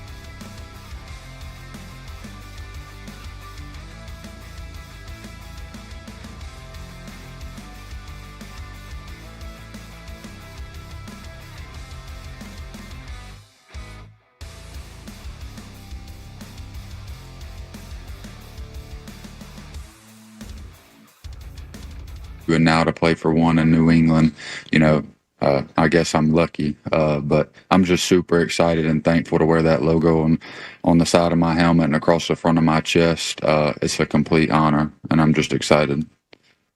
Well, Chris Price with the Boston Globe. I'm curious. I know that you have a relationship with Kayshon Boutte, but in terms of guys who are already in the New England locker room, have you been able to connect with any of them, and who might some of those guys be? I've had a chance to, I know Jaquaylin Roy as well. He was one of my teammates. Him and Kayshon Boutte are, the two that I know the best. I've seen some of the other guys around the facility when I was there on my top 30 visit. But I'm just super excited to get up there and meet the rest of the guys. Hey, Will, congratulations. Nicole Miner with NBC 10 in Providence. How excited are you to work with Drake May and ultimately to protect him on the field? Yeah, I'm super excited. He's a heck of a player, a heck of a leader. And, he's the commander of our offense. I'm not only excited to play with him, but, the rest of the team. I'm excited for the future that we have in Foxborough, and I think we got a special season coming. Hey, well, congratulations. Sam Knox with WPRI TV in Providence. What were your impressions watching the Patriots growing up? Any memories that kind of stick out to you? Yeah, they always used to just dominate.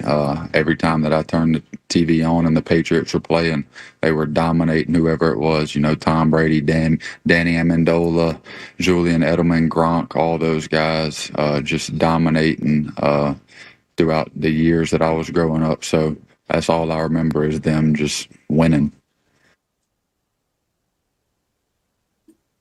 Hey, Will, Nicole Yang, Boston Globe. When did you know that you were going to be drafted by the Patriots?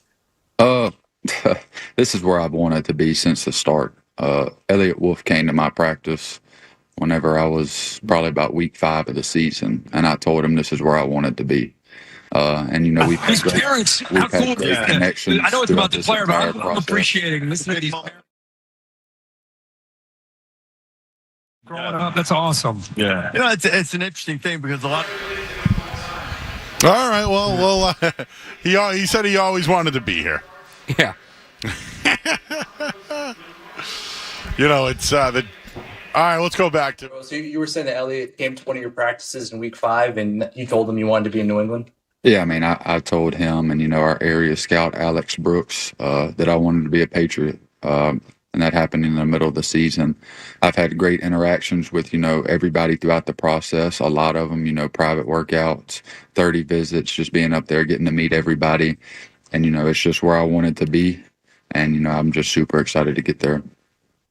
Hey, Will, Karen Gregan from Mass Live. If you were to describe your playing style to the New England fan base, how would you describe it? Nasty. I'm going to go out there and give everything I have every single play to, protect my teammates, protect my quarterback, and just put the Patriots in the best position possible to, help win games on Sundays. Hey, Will. Chris Mason with Matt's Live. You said a few times that New England is where you wanted to be. Why is that? I just think that the culture and, the New England Patriot logo speaks for itself. I believe in the guys in that locker room. I believe in the quarterback. And Coach Vrabel is, my kind of guy. He's all ball, no BS. And that's what I want to play for. He's very hands-on. He loves the players that he coaches. And, I just want to be a part of that. Well, Greg Goddard from Boston Sports Journal. With all the discussion about your arm length, whether you can play left tackle in the league, are you entering this league with more of a chip on your shoulder than probably normal? I'm just excited to, get any opportunity that, presents itself to, help the team in any way that I can, wherever that might be. And I'm just excited to be a Patriot. Hey, Will. Mike Ubik, 12 Sports in Rhode Island. I don't know if you've had a chance to talk with Coach Kelly at all. He's a New England guy. Did he give you any tips about what to expect in New England? And I don't know if he showed you that New England accent. I know people pick on him for that Louisiana accent he had. Yeah, Coach Kelly's both of his sons have been telling me that their uncle lives up there right outside of Foxborough, and he's going to get me set up. And Coach Kelly told my dad he's going to have to cook y'all some gumbo, so we'll see what that's about. Anything else, guys? Will, Nick O'Malley from Mass Lab. Have you spent much time, Penny, outside of visits in New England, up north in the Massachusetts area? Do you have any connections up here? No, sir, I do not. Whenever I came up on my 30 visit, that was the first time that I had been up there. It was an awesome place. I'm super excited to get there. We'll see you tomorrow morning. Yes, sir. Sounds good. Thank y'all. I appreciate it. All right, that was Will Campbell, selected 4th overall by the New England Patriots. Said a lot of good things. As far as some of the things he said so far, I'm in. He's one of those kinds of guys. He's got it between the ears. There's no doubt about that. Just wanted to mention he's from Monroe, Louisiana. Yeah.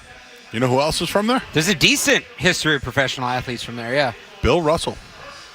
Oh, yeah. That's because I'm watching the Celtics City. Right. And it went into his back. I love the way this guy talks. Sounds like McConaughey, doesn't it? Yeah. That's a good one there. Picks are coming off the board. We got a couple of surprises. Tet McMillan went in the top 10, and Cole Loveland. Before Tyler Warren. In the top 10. So we'll continue to play any audio that we have. I know there were some interesting quotes from Will Campbell as well that I wanted to mention regarding Drake May. So we'll get on that. If you want to call in, 617-779-0985. Picks are coming off the board. We'll have them. We'll recap them. And once things start to slow down, and hey, who knows? Maybe the Patriots get back into the first round. We'll have more. Alex Barth, he's all over social media. He's typing away. And we're following along the draft right here on 98.5 The Sports Hub. You're listening to Joe Murray.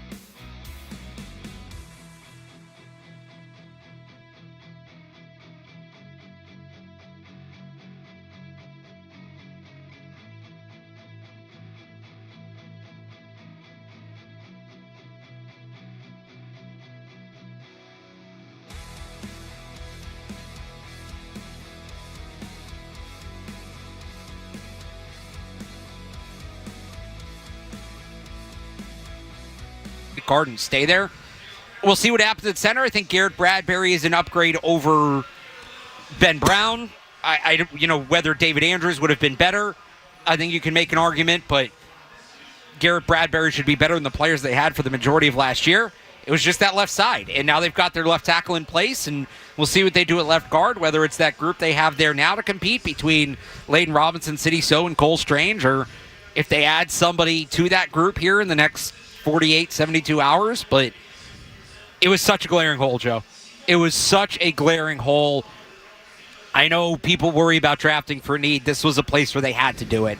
And Campbell was arguably the best player on the board at a premium position to begin with, so it's not like they totally went out over their skis to get him either. All right, well, let's. This is the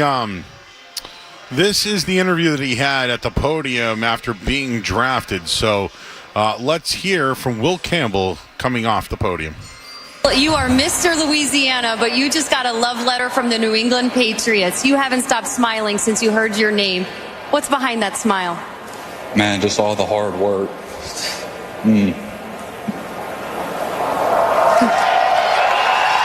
Congratulations.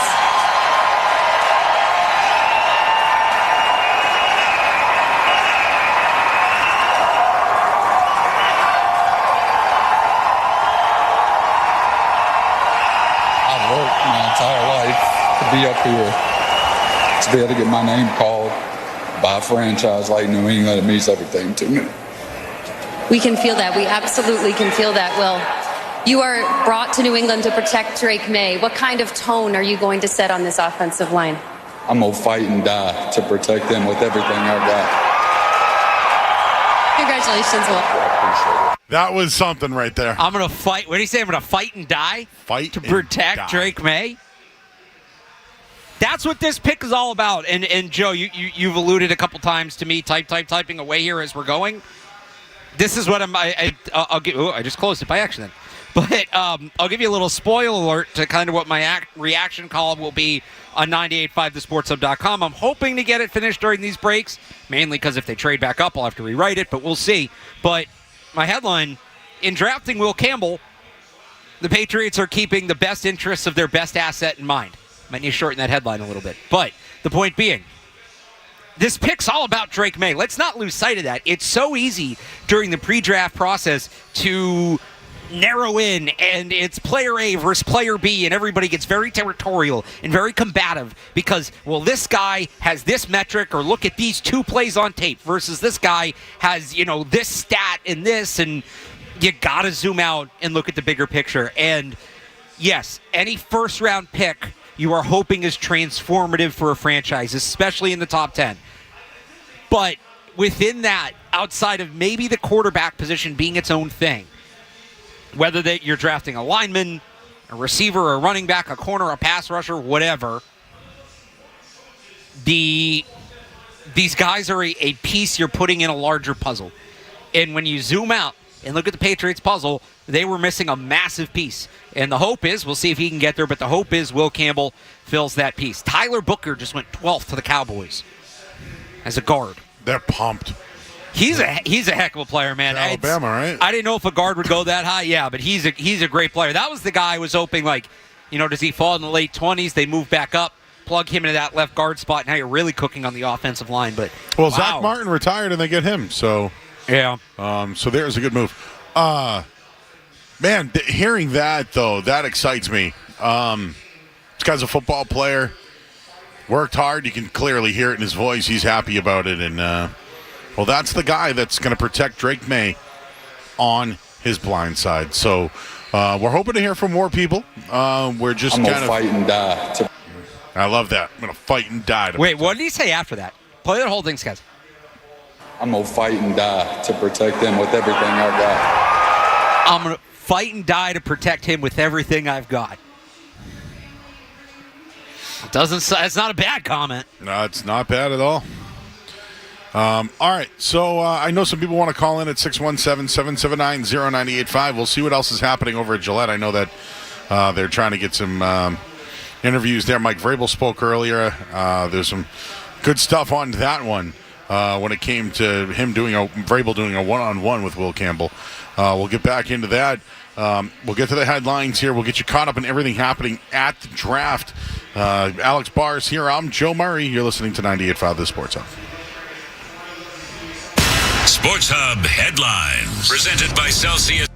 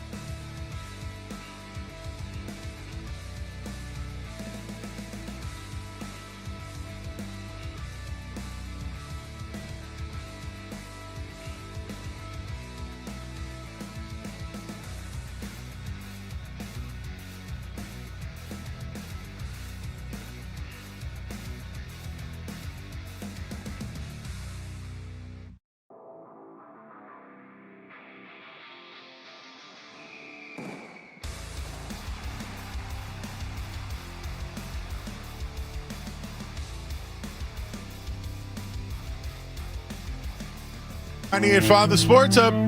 We are at the Brook Casino, Seabrook, New Hampshire. Great setup right now. We're sitting in the DraftKings Sportsbook. Got a big TV here. Got the playoffs for hockey and the NBA going on, along with the NFL draft. Which I know we got so much going on right now, Alex, with the interviews and Mike Vrabel talking and some of the quotes and some of the other things that are going on. But the draft has gotten interesting. There's been some players that have gone higher up in the draft, like Ted McMillan, and some people that have fallen in the draft, like Tyler Warren. So we'll get into all that once some things settle down. But again, it's all about Will Campbell, who the Patriots selected 4th overall out of LSU. They get their left tackle. And it seems like this is the guy that they identified. Mike Vrabel himself put a pad on and wanted to see how he would drive block. Played for LSU, as we mentioned. Played for some really good quarterbacks. Brian Kelly was his coach, local guy, who was previously with Notre Dame as well, who has been known to have a great, offensive line. Yeah, offensive lineman. So overall, Will Campbell's the pick. I'm getting 50-50 on the feedback. Some people are upset. Some people think it's a wasted pick. A lot of people are upset that they won the final game last year. I'm going forward, Alex. I'm glad that the Patriots don't have to talk about finding a left tackle. I'm glad that they have a guy they're going to plug and play right away. I'm glad there's a guy that wants to go out there and fight for Drake May, and I think now they can piece the rest of their roster. Yeah, they're pretty open now. I mean, look, they still have needs. Wide receiver, I don't need to explain that one. We've been talking about that one for years. They could probably use another pass rusher. Left guard, if they want to get that thing answered rather than have an open competition. It does sound like they're going to draft a running back at some point. That might be sooner rather than later. That might be later rather than sooner. But I don't know that anything flies to the top of the list that's like, wow, okay, now they've got to get this. Maybe wide receiver. I know some people are probably hearing that, pulling their hair out like, no, what? They have nobody to catch the ball. The way this draft is structured, the wide receiver you get at 38 and the wide receiver you get at 39 could be similar. Now, let's see what happens tonight. Let's see how far Matthew Golden falls and Emeka Egbuka fall. Maybe there's a case, and that probably is their next biggest need objectively, but I don't think the gap is that big. So they have a lot of flexibility as to how they handle the rest of this thing. I like that Mike Vrabel, I liked what he said, obviously, about Campbell, but I liked that he got on and off that podium. Get back there, get on the phone. We're still probably about an hour away, right? They just made pick 14. There's your guy, Tyler Warren of the Colts. So, I don't think they're moving back up into the top 20. That's going to be pretty costly. I think, even the Steelers at 21, they need a quarterback. Are they really going to move? I think probably 22, 23, 24 as we start talking about it. I've called 24 the sweet spot for them, with the Vikings only having 4 picks and probably looking for ammunition. But I'd like to see them move back up, and there's any different number of ways they can go once they get up there when they're on the board at 38. All right. Well, we'll open to hear from some insiders shortly. Again, I know that some people were over talking to Mike Vrabel earlier today, or earlier after the pick. That's a good point on the got to the podium, made his picks, and even said, hey, we'll see what happens here. You think it's wide receiver? Do I think that's who they're going to take next, or do I think that's their next biggest need? If they were to move up.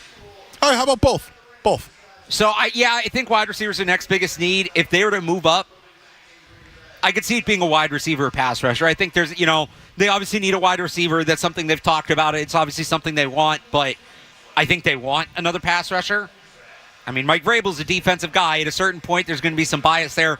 I also just think with the players on the board, again, let's see how far Egbuka falls. Let's see how far Matthew Golden falls. But, if you're moving up into that 22, 23, 24 spot, that's kind of that's a really good spot. There projects to be more edge rushing talent there than wide receivers. Vrabel did say they're not going to move up just to move up. They're going to be targeting certain players. So that could impact exactly where they're trying to get. But I think it's going to be a wide receiver, an edge rusher. Let me know what pick they're moving up to, and it might be easier to tell at that point. Golden's the big wild card here. They worked out with Golden. He said he loved that workout. He said he had a great workout. He likes being coached hard. Seemed to like working with Mike Vrabel. He's a great fit for Josh McDaniels' offense. If he falls into that range where they can move up, it's an if. I thought he might go top 15. But if he falls into that range, he makes sense. All right, Alex, let's go to the Volkswagen Dealers Expert Hotline. Let's bring in a Patriots insider from ESPN. It's Mike Reese joining us on the NFL Draft Show. It's Joe Murray, Alex Barth. Mike, how are you tonight? Joe, Alex, I'm doing well. How are you? I've been down at the stadium, I want to say, since like 1 o'clock. Long day and the build-up leading up to the draft. Always exciting to sort of get to this point. So how do you feel about the pick, and what was the reaction when Will Campbell's name got announced? So I was here at the draft party and had the camera rolling, Joe, and the crowd, I cheered it. So I was actually curious to see what the reaction would be, just because I think, and correct me if I'm wrong, guys, I mean, the media discussion about Will Campbell has maybe trended a little negative in New England leading up to the draft. I don't know if that's an accurate representation that I'm saying right there, but the crowd welcomed the pick. I will say, when the Giants picked Carter, Abdul Carter, I did hear a groan, a collective groan from the crowd, because I think the crowd really would have erupted if Carter was there at 4. Yeah, and I think both can be true. I was wondering if he was going to get, Mike, if you remember, Jaylen Brown, when he got drafted, the reaction at TD Garden that night, and that one obviously worked out after he got booed. But Mike Vrabel talked about they went down last week, they worked him out. That's kind of when they knew he was the guy. Is that the sense you got, that this has kind of been the way they viewed it for about a week now? So I think, Alex, the biggest thing that my understanding is that, remember last year when they picked Drake May and Elliott Wolf said afterwards, we had a pretty good feeling, that 1 was going to be Caleb Williams, 2 was going to be Jaden Daniels, and we were locked into Drake May. I remember he said that last year. This year, I'm told, was a little bit different. They knew Cam Ward was 1 to Tennessee, and they felt like 2 was going to be Travis Hunter, ended up being the Jaguars instead of the Browns. I think at 3, there was a little bit of unknown where the Giants were going, maybe over the last couple days, and if they didn't go Carter, then you would have had the conversation, do you go Carter over Will Campbell? And now they ultimately didn't need to have that conversation, but I think that would be the one thing on that topic, Alex, where if Carter was there, I can't tell you decisively that they would have definitely picked Will Campbell. Maybe they would have, but I think it would have at least forced them to have a conversation on what to do with the pick. How's that? Yeah, Mike, I was going to mention, just we've seen some other rookies get drafted here, and well, one will say they make people out of wheelchairs stand up. People in wheelchairs stand up. We've heard best hands in the league. Well, from Will Campbell, it was nasty, right? And he's been waiting for this his whole life, and he's gonna do whatever he can for Drake May or die. This was some really positive, want to run through a wall type stuff. Did you sense that type of confidence in Will Campbell hearing from him? Well, I sensed it, Joe, but I want to take your point in a little bit of a different direction, and because I think it's a really good one just from being around the team. They want to bring in this type of player and this type of person, and maybe they got away from that a little bit last year at times. And so I think, to your bigger point, Will Campbell, he plays the position that they needed the most, they hope, and even if he slides into guard, maybe not what you want at number 4, but guard's pretty important too. If we watch the Patriots offensive line the last 2 years, I would say that. But I think the point that you're making is, what type of people are they trying to bring into this program? And Will Campbell represents that. And in that sense, Joe, it reminds me of Devin McCourty in 2010 when he was drafted. You're not going to have to worry about a guy like that. So if you don't mind, Joe, if we look ahead, and Mike, what we were just talking about is, Mike Vrabel sort of teased there. They might not be done tonight. Did say they're not going to just trade up, that the player has to have a certain grade. They might be looking at certain guys. If they do move up, and obviously it takes 2 to tango there, but if they do move up, What kind of player do you think they're targeting if they pick again tonight, Mike? Or just at 38, what do you think is next on their list? Oh, man, Alex, so I wish I would just be guessing now, but Sure. I think when we look at their needs, wide receivers, probably the first one that comes to my mind. Is there a receiver that they have a first-round grade on that slides within striking distance? Defensive tackle would be another one. I'd be a little surprised maybe if they moved into the first round for that. But that's another one that comes to mind just when I think about it. I do think not in the first round, Alex, but pass-catching running back I have on my list. Tight end, I think it drops off after maybe the first handful of guys. So maybe you can wait there at 38 if 4 haven't gone at that point, and maybe get the 4th guy if you see value there. But those are a couple that come to mind. And honestly, Alex, it wouldn't shock me if it's another offensive lineman, a double dip, because I feel like that area is, I would argue, is not even fully addressed yet. They need more help. Mike, just getting back to the type of player that they're looking for, is there a chance that they might identify guys that are like that over maybe talent or where they might land on their draft projection and go after guys with toughness? I mean, we saw it this offseason, right? Mike Vrabel moved on from a lot of captains from a year ago and players from a year ago. With their next few picks, are they still looking at that identity, or are they looking at actual talent looking forward here?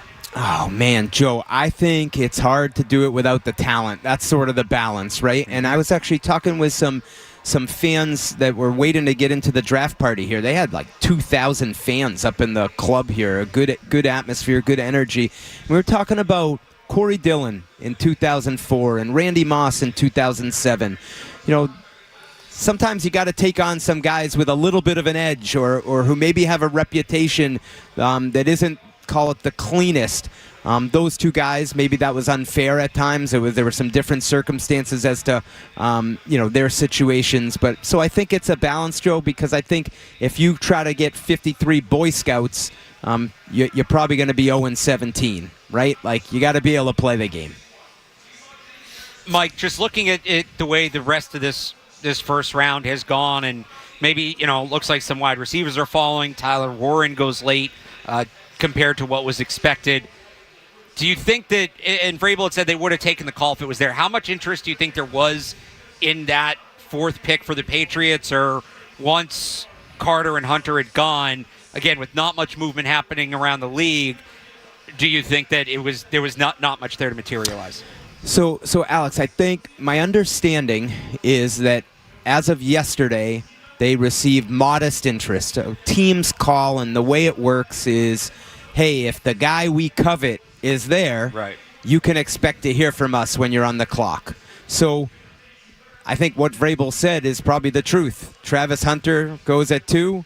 Abdul Carter goes at 3. Those were the 2 guys that people would have been interested in trading up for, right? And once they were gone, I think the teams that had called the Patriots with this, what I was told, a modest level of interest, they had no reason to call at that point because they were coming up for one of those 2 guys. So there was, and Vrabel said point blank, there was really no interest once the Patriots were on the clock, and I do believe what he said, that the Patriots at that point were decisive in where they were going, and it was going to be Will Campbell. All right, Michael, stand by the phone. Who knows what else we got brewing here. One more for you. Yeah, let's go. Do you think that the Patriots are now focusing on becoming attractive? Meaning, not free agents necessarily didn't sign this offseason. They did go after guys that their coaching staff knew this offseason, right? Mostly on the defensive side of the ball, some on the offense as well. But is this pick now and whatever else they do for the rest of this draft in this season, are they trying to become more desirable so when they start to get into those prime years for Drake May and now Will Campbell, are these the first steps to become a desirable franchise where free agents want to sign here? So, Joe, I have a couple thoughts on that. I mean, I think that where players want to sign generally is where the most money is. So I truly believe that. I think Milton Williams is a good example of that. You keep putting your chips in the middle of the table and keep upping the offer. $20 million, $22 million, $23 million. We're going up to $26 million. I'll go to New England, and I think now once you get the player here, it's what culture you create. And I do think there is something to what you said, is if players feel good about what they're doing here, and they talk to other players, and, what's it like playing in New England? Oh, Vrabel, he can be tough, but he cares about us, or, they take care of us, they look out for our families. When they signed us, they brought my mother and my father with me, or my siblings with me. They're trying to do things in a way. Like, I think that's secondary to the money, Joe. But I think that stuff can make a difference in a reputational standpoint when players talk around the league. So how much does it help then, looking ahead, that they have, might be the two most expensive positions in football, right? Quarterback and left tackle on rookie deals. That should help them, maybe not for the rest of this offseason, but going ahead in free agency, position themselves, right? Well, I think so, Alex, but for me, and this is maybe just my opinion, and certainly I don't have all the answers, I believe the best thing for them, they got 9 picks in this draft. They got to just get back to hitting some of these picks and drafting and developing and really the homegrown players. So let's say next year at this time, Christian Gonzalez, lock up that player to an extension. 2 years from now at this time, we're going to say the same thing about Drake, I believe, right? Because he would be eligible at that time. So I think, to me, Alex, it's less about the mindset of going out, paying big money, and signing players from other teams, and drafting, developing players, and then re-signing them that you groomed here. And I think the Patriots have got away from that a little bit, as we've seen sort of a little bit of an erosion from their championship pedigree, back in the 2000s and 2010s. One more for me, Mike, just to follow up on that. You mentioned them needing to hit on some picks as they go. They're scheduled to make 9 picks, now 8 with Campbell. They came into tonight with 21 open spots on the 90-man roster by my count. Do you think that there might be a push to get some more picks where they have the flexibility to get a few more kicks at the can at it? Or do you think we should anticipate maybe a larger UDFA class? I would think more the latter, Alex. Okay. Getting the right guys, like to Joe's point before, the right player, the right guy. Like if you get the right combination, maybe you might end up coming out of here with less than 9 picks made because you're coming back into the first round, or you're moving up in the second or up in the third, or So I think volume-wise, I'm probably less inclined to say they got to come out with X amount of number, and more 3 starters minimum, then some depth and some role players, and start to get this program up and rolling. And I don't know how you guys feel if you've done this, but if you look at their opponents this year, maybe I'm crazy to say this, but to me, 7 to 9 wins is not unrealistic. Oh, yeah. I don't know, Joe. Maybe you think I'm crazy, but I mean, what do you think on that number? Well, I mean, the number is 8.5 I was going to say, isn't the total 8? So yeah. I lean under just for the simple fact of, there might be some hiccups, but the way that they've covered defensively, and the fact that they have a great coach. Let's call it what it is. They have former head coaches in here and guys who've been there before. There should be high expectations for the Patriots this year. I mean, there's health, but assuming that, I don't think that's an unrealistic number at all. And Alex, I'm glad you mentioned it, because the one piece that would make me a little nervous for them right now is the health at quarterback. I actually think they're thinner than they would have, without trading Joe Milton, which obviously there were factors there. But with Drake's and some of the visits to the concussion tent that he had, that's something I would say would, like to see what they do on a third layer on the depth chart there. All right, it's Mike Reese. Mike, appreciate your coverage. Appreciate you joining us here. And who knows, maybe something else happens tonight. I'll be here for you guys if you need me. Joe, Alex, keep crushing it. You got Great it. as always, Mike. Thanks. Thank you. He's Mike Reese, everybody. ESPN, one of the best in the business, joining us here on our NFL Draft Show. We'll take a quick break. We'll have more reaction to Will Campbell going to the Patriots coming up next here on 98.5 The Sports Hub.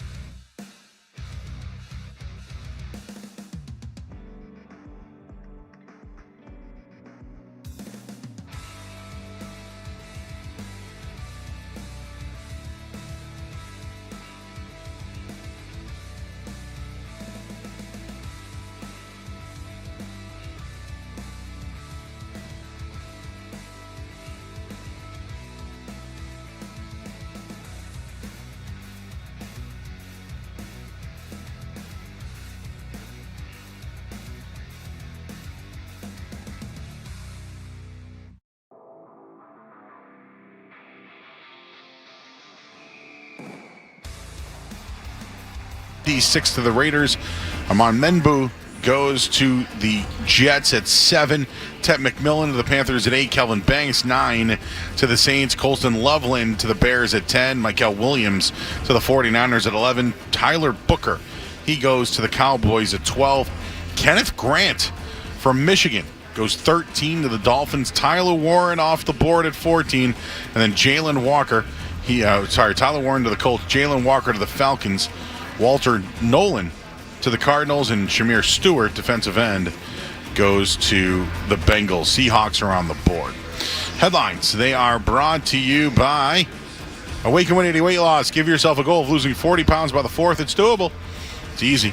And it's your summer self. Well, thank you. Awaken180weightloss.com. I'm Joe Murray. Next update soon.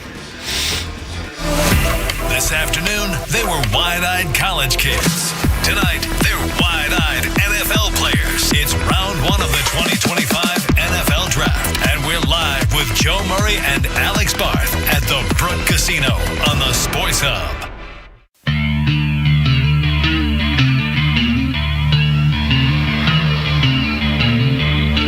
All right, back here, 98.5 The Sports Hub. I'm Joe Murray alongside Alex Barth. We're at the Brook Casino here in Seabrook, New Hampshire. We're at the DraftKings Sportsbook, broadcasting live. And, well, we're all reacting to the Patriots selecting Will Campbell 4th overall from the I know we got a lot going on here at the casino here from LSU.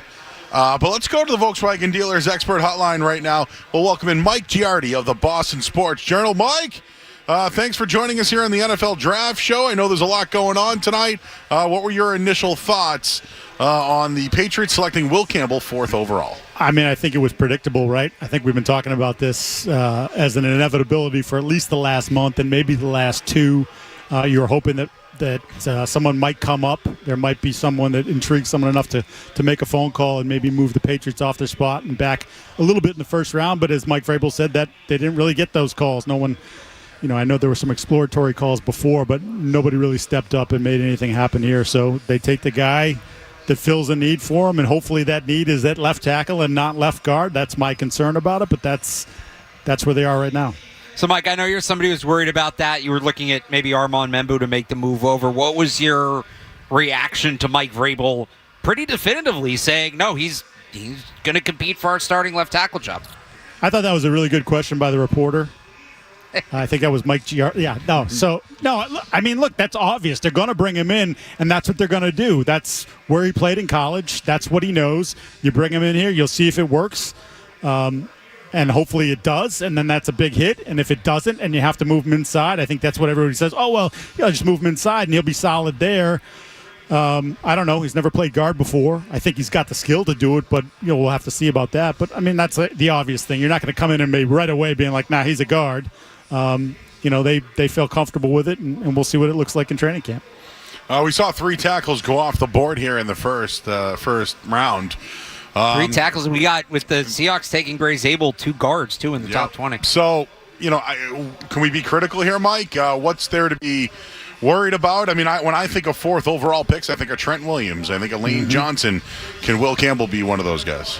Yeah, I mean, this wasn't the draft for that, right? I think in many other years, if you're picking 4th, just even last year, you're picking 4th last year, and you didn't have to draft a quarterback, you'd take Joe Alt, and you'd be pretty well set up, right, for the future because he has the measurables. Like, you're talking about a player, Will Campbell, for as good as he was in college, that he would be the outlier of all outliers. Whether it's the 33-inch arms or less than that, depending on what measurement you believe, the 78-inch wingspan, the 9.5-inch hand size. Like, these are all things that if you go back and mock draftable for the last 25 years, no one with that combination has made a Pro Bowl, let alone be an All-Pro. So, again, he's a really good football player. I think he's going to be a good player in the league, but whether he's a good player at tackle or guard remains to be seen. History tells us he's not going to be a good left tackle at that size and with all that stuff. That's just what history says. Can he be the guy that changes history? We'll see. If he does, that's fantastic. But right now, there's a lot that says he's probably going to be an average tackle or he's probably going to be a guard. Again, we don't have the information yet. We'll have to see how it plays out on the football field. So if we factor it, we'll call it Will Campbell on the left side. Yes. Garrett Bradbury steps in for David Andrews, who missed most of last season, who was backups at center. They get Morgan Moses at right tackle. That's going to allow Mike Onwenu, for like the first time in his 6-year career, to just sit and work at one position at right guard. How much better right now, with left tackle still kind of being a question, or left guard still being a question if Campbell plays tackle, how much better is their offensive line right now than it was last season? That's a great question. On paper, or if it is better, you could say it's worse too. Well, no, I'm going to say on paper it is, but I think there's a couple things we have to look at. Bradbury was not good last year. I mean, there were some incredible pressure rate numbers against him last year. You're talking about a former first-round pick who the Vikings walked away at the age of 29. And then Morgan Moses is a really good football player, and he's still a good football player right now. The last 2 years, though, the injuries have creeped up. And if you talk to people around the Jets last year, he played through some of that stuff, not necessarily to his or their benefit. But what are you going to do? Tell the guy he can't play? Like, he was that kind of leader. He played. So at 34, I don't know. Have we already hit the point where you're not going to get 17 games from Morgan Moses, and that means that some of the pieces behind him, a guy like Caden Wallace, obviously, last year we didn't really see very much of because of the injury that he suffered. Like, the development of some of these younger players is going to be critical. How much a lot of people have kind of penciled in Garrett Bradbury as that starting center, but they do have Ben Brown back, who started most of last year. Cole Strange started moving over there. Could that be maybe more of a competition, do you think, than people are expecting? I think so. I think just strictly based on the contract, right? Follow the money. They gave Garrett Bradbury $3.8 million. That's not money that you wouldn't say at the end of August, this guy ain't cutting it. We'll cut him. Like, you can eat that. And certainly they have a ton of cap space, so that's not even a concern either. But, like, that contract told you, that, like, okay, we like him. We think he can work in our system, but we're not full-on committed to this guy. If someone can beat him out in camp, go for it. All right, we're talking about Mike Giardi of the Boston Sports Journal. Mike, was this a Mike Vrabel pick? Elliott Wolf, do you think it was collaborative? And, Alex mentioned this earlier, but, their 2 first-round picks are quarterback and left tackle, which, are the most expensive positions in all of football. Was that organizationally, or was this Mike Vrabel's pick? I think it's Mike Vrabel's pick. I think, and look, it's interesting when we talk about this, like, and Elliott said this, and I think Mike has said this as well, where I'm not going to pick a player if I'm Elliott Wolf that my head coach doesn't want on the roster. He's got to be able to work with him. What's his vision for him? Does that vision fit with what we think the player can be from the front office perspective? But at the end of the day, I think it's Mike's show, and I think if Mike wanted Will Campbell, Mike was going to get Will Campbell, and that's what happened. And just to follow up on that real quick, a defensive-minded coach went very defensive in free agency. Some people just seem to think that's where they should have went here. This was their biggest need, right? Yeah, look, they could use another pass rusher too. I don't think they have what you would consider a high-end pass rusher unless you're hoping Harold Landry steps back into the time machine from a few years ago before he tore the ACL. That would have been a place where I would have looked at. I'm certainly a fan of Jalen Walker, who ended up not going until 15 overall. Atlanta, like Michael Williams, went 11. But, yeah, left tackle, offensive line. You've got to protect this quarterback. We saw him get hit far too often last year. Some of that was of his own volition, if you will. But, they needed to get better there. That thing that they threw in front of him and Jacoby Brissett was not good. Was not good at all. So Mike Vrabel left the door open there that they'd look to trade up, and it has to be for the right player. I asked this, and I'll just throw in the context here. Emeka Egbuka was just picked 19th by the Tampa Bay Buccaneers, a guy that some people had tied to the Patriots. Is there a certain player, a certain position, if they move up, that you think they'll be targeting? I could see, because of the plethora of edge rushers, and now it seems like a couple of them are getting pushed back, that maybe that would be a place where they'd be interested in talking about moving up for. Certainly that's an area where the draft is deep, so maybe they just say we can sit at 38 and still get the player that we want or something close to it. And I would think offensive line's still on the table. I really do. You mentioned it. Will Campbell, left side. If there's another player there, I don't think it's crazy to talk about doubling down on the position that has been, for the last, 2-3 years has been very unstable. And, it's been one of the worst offensive lines in football with a bunch of different guys playing on it. All right, Mike. Appreciate your time tonight. I know there's a lot going on. Who knows? They might jump back in here in the first round. So certainly keep your phone nearby. Appreciate you, Mike Giardi, Boston Sports Journal, joining us. Thank you, sir. Thanks, guys. All right, that's Mike Giardi, and well, it's been confirmed. This was a Mike Vrabel pick. There you go. So just quickly, chatter, right? I feel like we haven't done that in 2 hours. We got the pick. We've had press conferences. It's already 10:15, Joe. There's some people who don't like the pick. I get it. I mean, I get it. On one hand, there's just people who are never going to like their team picking a lineman high. There's people who, look at the game through the fantasy football lens, and that's what it is. There's nothing wrong with that, but, it's a forgotten position. Offensive line is a forgotten position. It's not right, but it happens sometimes, and I think a lot of people got caught up in the arm length thing. And, they'll look at the data that says, well, the majority of tackles at this length, blah, blah, blah. Will Campbell is not the majority of tackles. This is what David Andrews has talked about. This is what Dante Scarnecchia had talked about. This is not just me, some talking head, making something up to sell a take. These are people who played the position and coached the position at a high level saying it is a factor. It is something that you are going to look at, but it's not the be-all, end-all. You don't just look at the number of the measurement and say yes or no. It's, okay, let me put on the tape. How does that length impact the way he plays? Does he get beat on the inside too often? Are there too many rushers getting into his chest? Or does he have the technique? Does he have the athleticism to manage and counter that? And if you want to go find reps of him getting beat, Campbell getting beat, there are some out there. There are some for any tackle. Campbell gave that great answer earlier in the process about how, if you're pass rushing, you get 1 sack a game, you get $30 million a year. If you're a left tackle and you only allow 1 sack a game for the entire season, you're working at Amazon.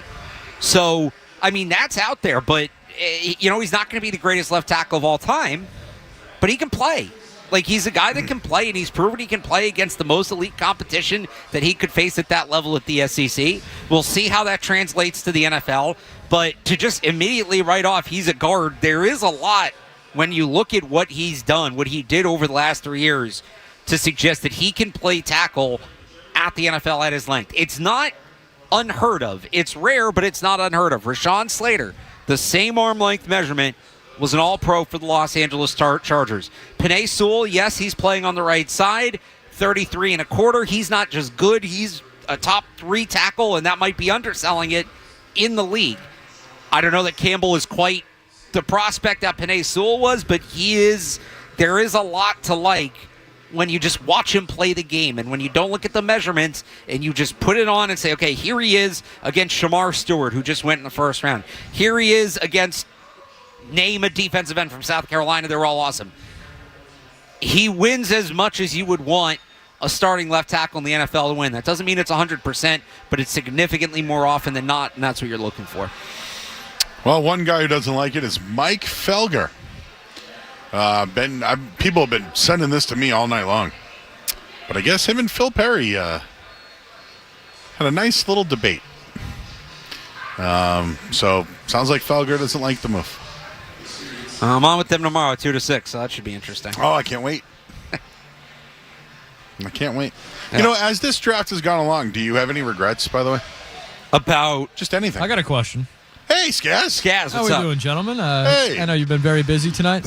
Yeah, obviously, some people are upset about the pick. Welcome to any draft ever. People are going to be upset. Yeah, I mean, there were people upset last year. Of course. There's people still upset about last year. My question is, because I do think there was legitimate, questions early on if they could trade back. But you see Membu go 7 and Banks go 9. Do you think there's any chance they could have traded back and still gotten Will Campbell?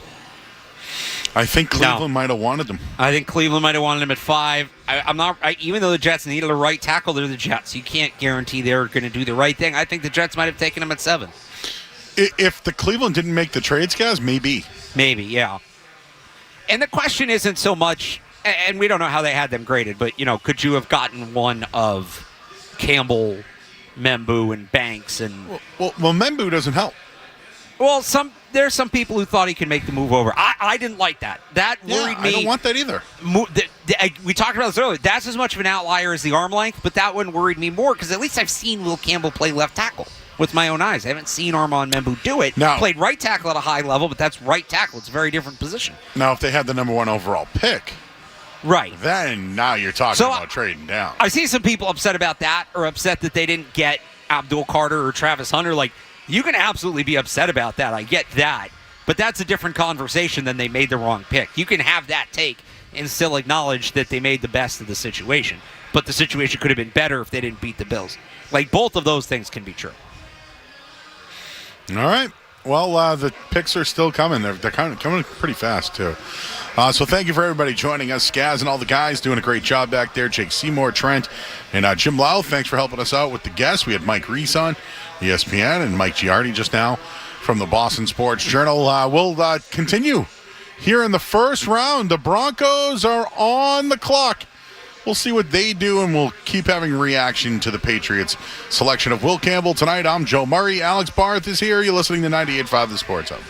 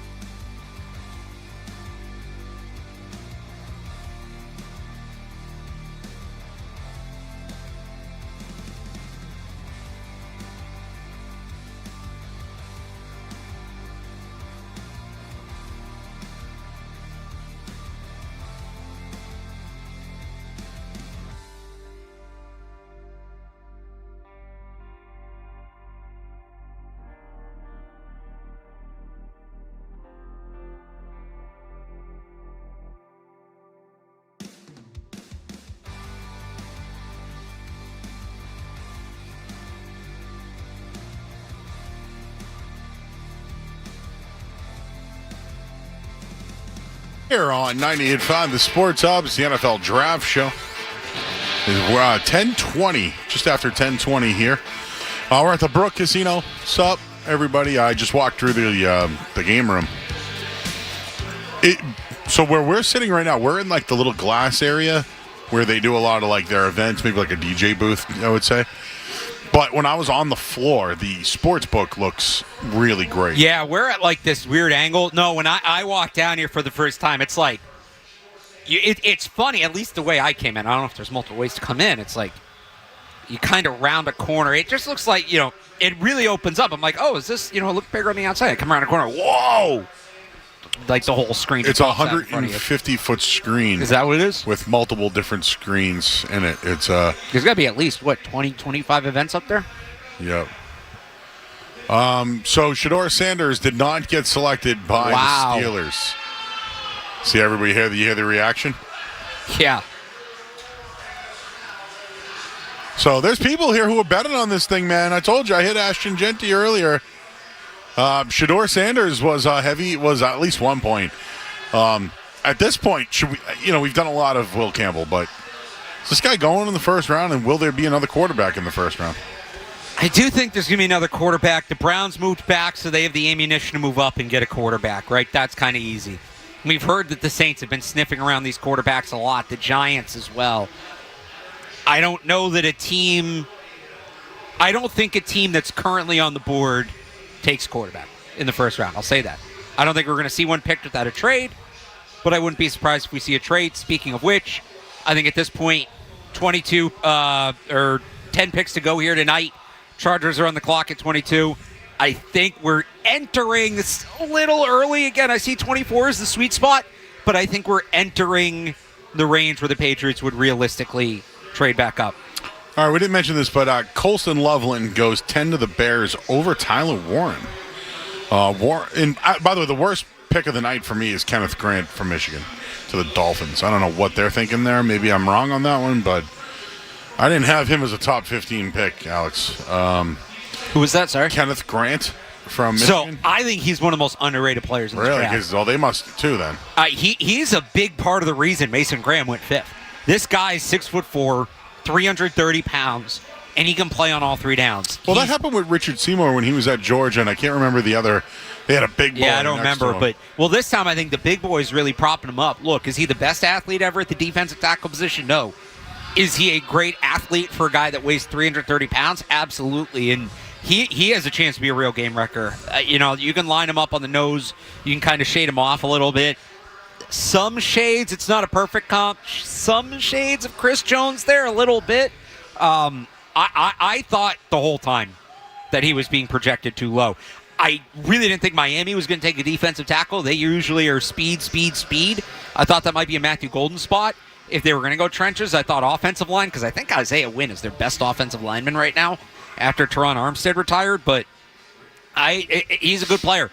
He's a really good football player. He was not getting enough attention during the lead-up. Man, Shedeur Sanders lost a lot of money, huh? Was projected to be the number one pick at one point. Doesn't get drafted.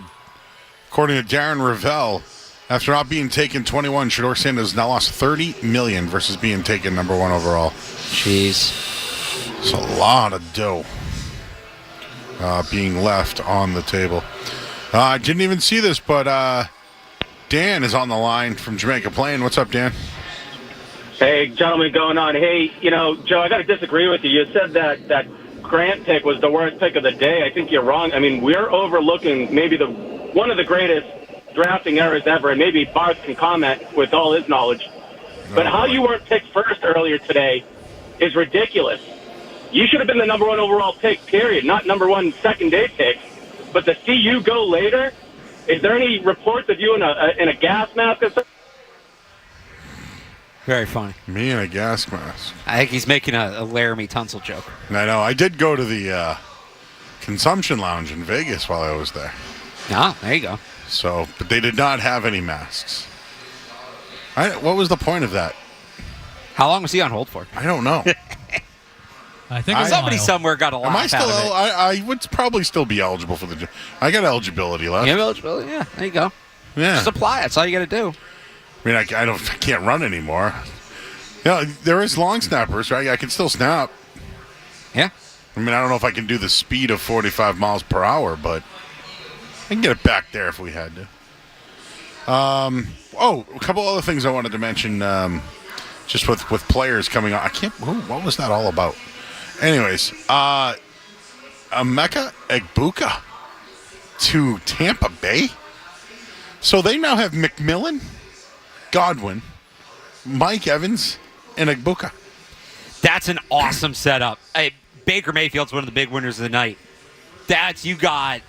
Obviously Mike Evans is a future Hall of Famer, but you've got Chris Godwin, who's going to give you a lot of speed and can be a guy you can put in motion and can threaten there and can get down the field and play at the intermediate level. And then you have Egbuka sitting underneath to move the chains if you're going to sit deep on those guys. That's an awesome setup for them. That's a great pick. It's a little off the grid. A lot of people thought they'd go linebacker. Levante David's, 35, 36 years old, but I like that pick for them. They're just like the Patriots, just like we've been saying all night. They're at a certain point, there's value in just simply building around your quarterback and doing what's best for your quarterback. And that's what I would say the Bucs did with that pick. What do the Chargers do here at 22? So this could be a running back, certainly. Amari Hampton, you never rule that out with Harbaugh.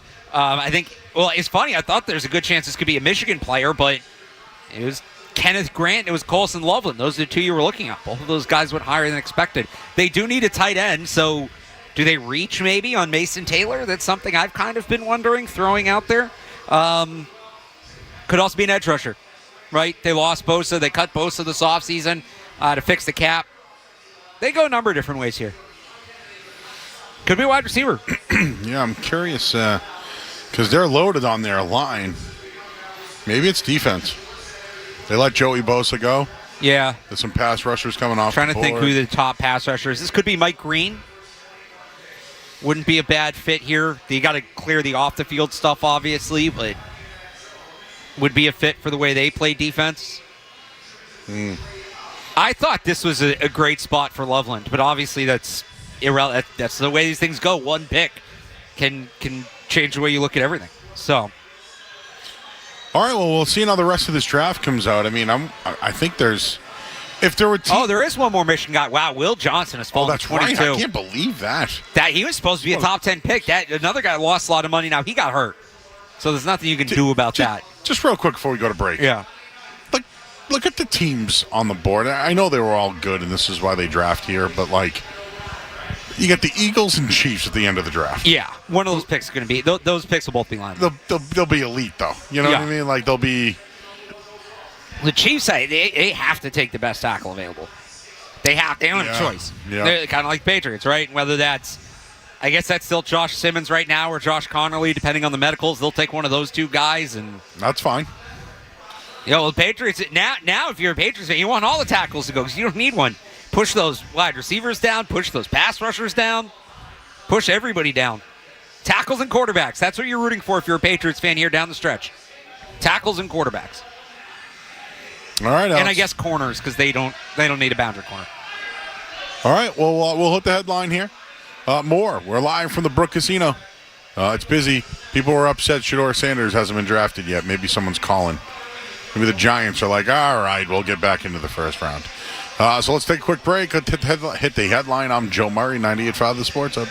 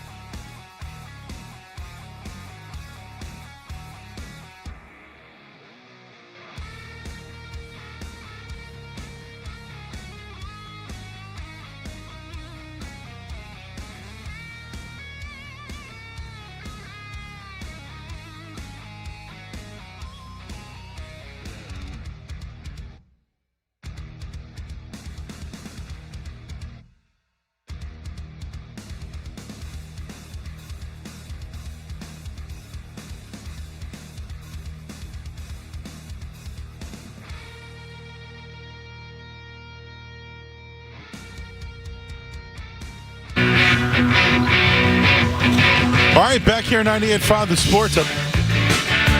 It's Alex Barth. He's here.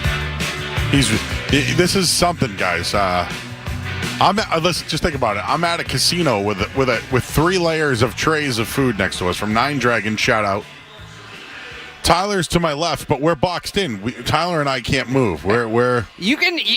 I've been getting out of the way if you need to move. No. You've been very what's the word? You've been accommodating. There you go. But I'm at a casino watching people bet and watching all these games and the food. What is that feature that's on X right there? You have like 6 rows going right now. This or 3 rows? No. Oh, this it's the new tweet deck. Yeah, that tweet deck, dude. You're all over it on there. You're writing an article and tweeting at the same time. It's draft night. I mean, it's something to watch over here.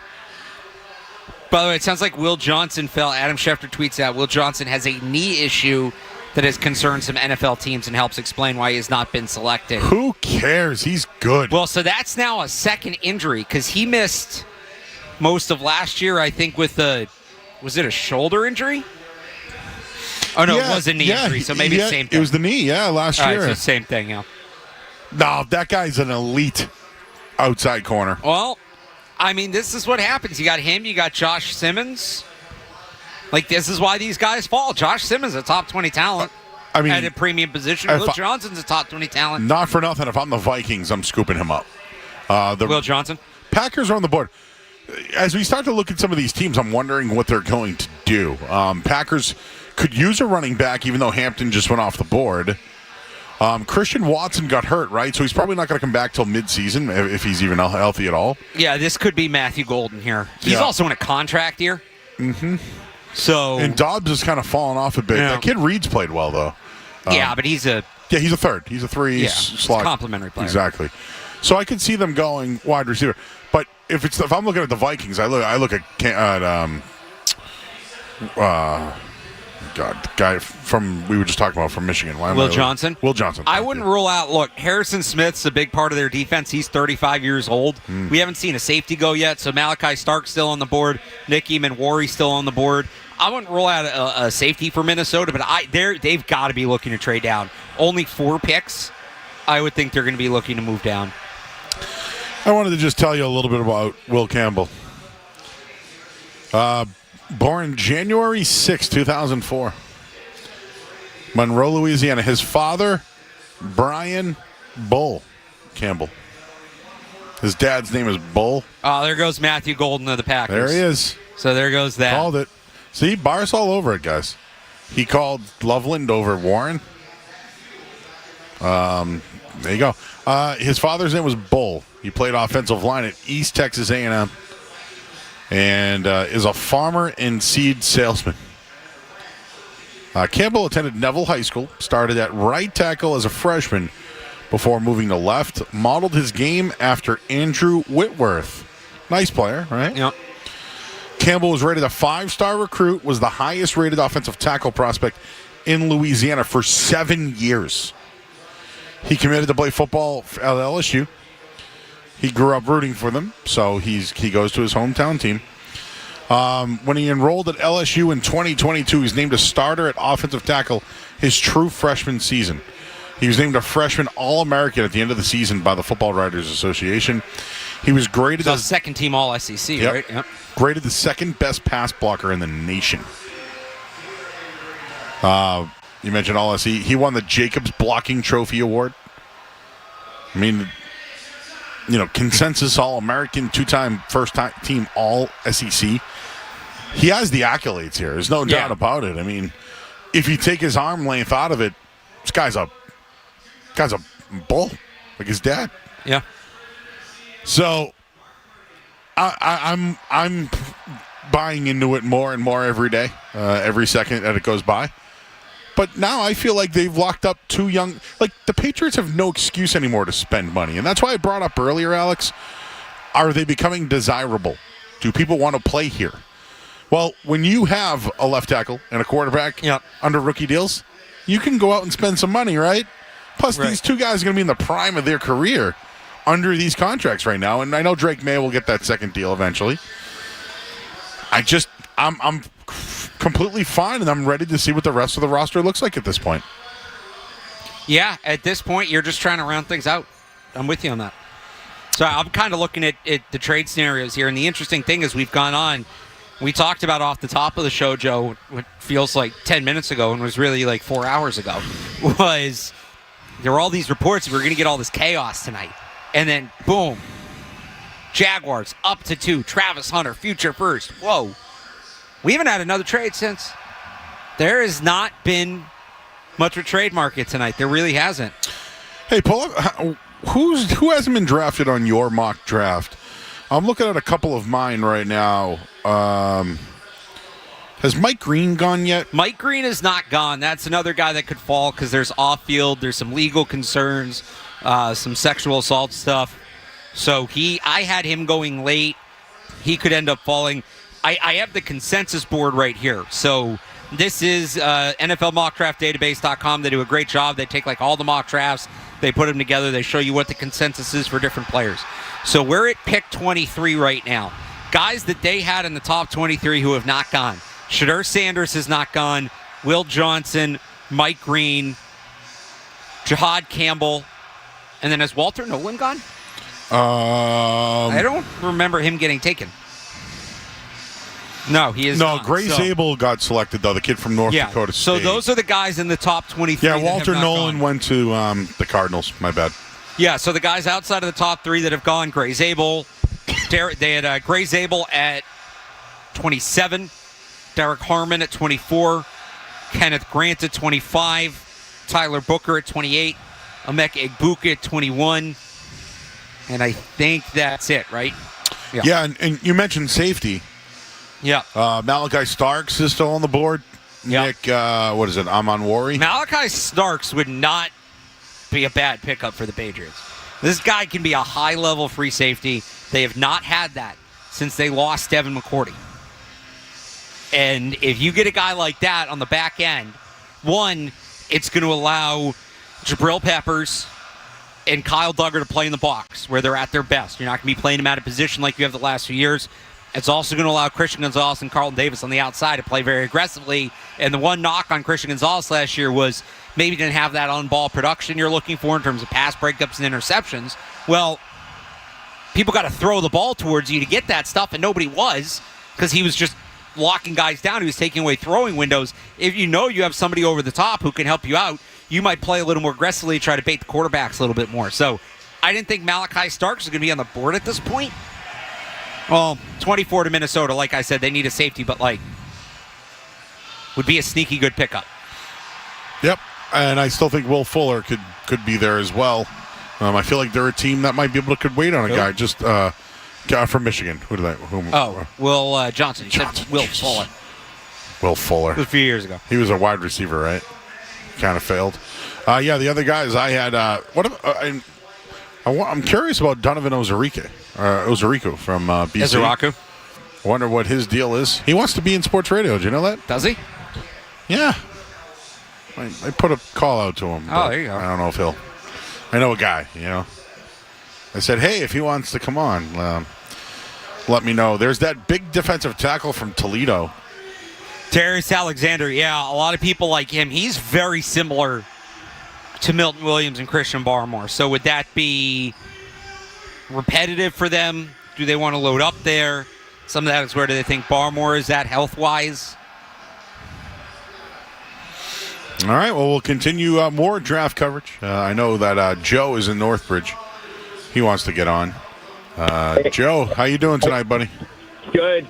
First time, long time, boys. Appreciate it. I got a quick comment about Campbell, and then, Barth, I got a question for you. Yeah. First, it was always Will Campbell. It's always been Will Campbell before the Combine. Barth, I do have a question, though. Do you think there's a futon or a cot for Shedeur Sanders for the evening over there in Lambeau? I'll hang up and listen. That's good. Well, he didn't end up going, right? He got his own room. And some people think this is part of the reason why. Look, it happened with Will Levis a couple years ago. I don't know how far he falls now. I said this at 21. If he doesn't go there, where does he go? Giants. Somebody's going to have to move up and get him. But there's no trade market right now. And if there's no trade market, you're the Giants. What do they have, the first, the second pick tomorrow? Why move up? Yeah, and, I think the history shows that quarterbacks generally don't go in those two spots, right? Right. Will Levis. I think it's Will Levis and there's one other one. He's somebody notable, but it's only two. But the rumors on the street are the Giants really like Jackson Dart. And the Saints really like they like Dart and Milroe. I think the Saints are going to tank for Arch Manning. There's that too. Like, all right, Spencer Rattler, go on out there. Give us a good season, or at least try to. We'll have more on the draft. We're here all night long where the Vikings are on the clock. I know some of the playoff teams. Ian Rappaport says the Eagles are trying to move up. Oh, boy. Oh. Here we go. Here we go. Well, the rich get richer. That's how it happens. Yeah. All right, we'll take a quick break. Alex Barth here. I'm Joe Murray, 98.5 The Sports Hub. Don't go anywhere. There's more Joe Murray.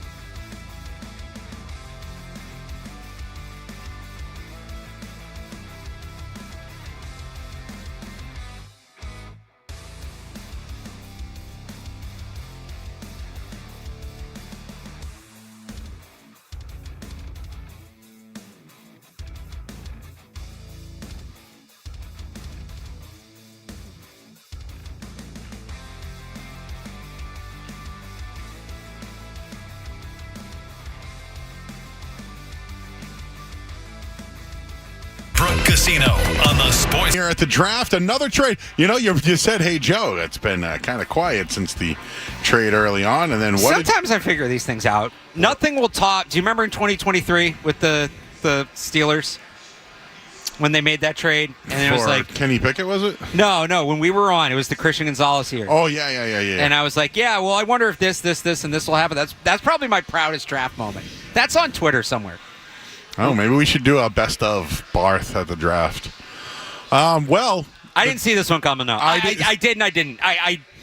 The pick makes sense. I didn't think they were going to be this aggressive in doing it. The Giants traded into the first round. Yep, 25. I thought Shedeur Sanders. No, sir. I watched Shedeur Sanders and Malik Neighbors play catch in New York at the awards. Like, I thought this thing was done. Well, who did they take, Alex Barth? Jackson Dart from Ole Miss is your QB2. I got to find where the trade went. I believe it's 30, wherever the Giants were, 33, something like that. A current third and a future third. It's a trade the Patriots could have made. I don't love parting ways with the future pick in this draft. Now, they did have 2 thirds, so maybe they could have moved both. Maybe they didn't want to move 3 picks for 1 pick. It was 25 for $34.99. Sorry, it's their third. $24.99 and a future third. And we have another trade. Whoa. The Falcons are coming up to 26 with the Rams. Oh, what do they need? Which some people thought was a quarterback spot. Well, they got Bijan. They got Drake London. Yeah, this could go. They need a pass rusher. They got Jalen Walker, but the question is, do they plan to play him as an off-ball linebacker, as a pass rusher? So if they're going to play him off the ball, which is what most people expect him to play in the NFL, they could use an edge rusher. I mean, they tried to get Matthew Judon last year, right? And that didn't work out. Now, could they be after Will Johnson? They need another corner. Maybe they feel like he's fallen far enough. I don't think it's offense. I think they're moving up for defense. We have a crew of people here that bet Shedeur Sanders to go in the first round. And I don't know. I heard cheers. I think they bet him. You heard to that fall. was cheers? I don't know. I think they were cheering the fact that he didn't hit it, and their friends were razzing him. I feel like Jackson Dart, huh? Jackson Dart. Okay. I hate comps. Yeah. Reminds me of Nick Foles. Reminds me more of, like, honestly, it's kind of Zach Wilson-y. And I played in the SEC, but, like, he's got a big arm. He can throw it hard. He can throw it far. Oh, he can move. He's got some mobility. There's no doubt about it. That guy can move. Yeah, but, like, it's just... It's a gimmicky college offense, and like how much of it was Lane Kiffin? Right? How well is that going to translate? Like even their backups that played when Dart went out was still good. Yeah, you know, like I wonder how well his game translates to the NFL. Now, Malik Neighbors is going to help him a lot. Malik Neighbors stylistically is a really good fit for the way he plays, and I don't think they would have gotten him at wherever it's interesting. They didn't have to trade their second round pick. It was a third and another third. So we'll see what they do with that pick. Maybe get him another wide receiver. It'll be interesting to see how it translates. Everybody tells me he's a great social media follower. I don't follow him. Watch them play. They lost really bad to somebody this year. Ole Miss? Yeah. I'm trying to remember who. I don't remember. Yeah. All right, well, no commercials here. Just the headlines, and then now we got the final hour of the draft show coming up next here on 98.5 The Sports Hub. Tire Studios. The 18-time world champion Boston Celtics are looking for number 19. Tatum pulling up. Hear every playoff game right here. Your home for Boston Celtics basketball. WBC-FM and HD1 Boston 98.5 The Sports Hub. Beasley Media Group Station. Essential Sports Hub headline presented by Celsius Energy Drinks. It's today the 4th overall pick out of LSU. He's excited to be a Patriot, said that we wanted to be here all along. Mike Vrabel identified him, and, well, he also said he was going to play on the left side, and he'll be a left tackle. Cam Ward went first overall. Another quarterback has come off the board to the first round and selected Jackson Dart out of Ole Miss. We'll have more coming up on the draft and the remaining picks coming up in just a little bit here. Celtics will play Game 3 in Orlando tomorrow. Jason Tatum listed as doubtful. Drew Holiday dealing with a hamstring injury. Red Sox fall 4-3 today. Headlines, they are brought to you by our good friends, and they are, of course, our good friends, and they are over at, well, Safety Insurance, providing comprehensive coverage for your auto, home, and business. Ask your independent agent about safety. I'm Joe Murray. Broadcasting from the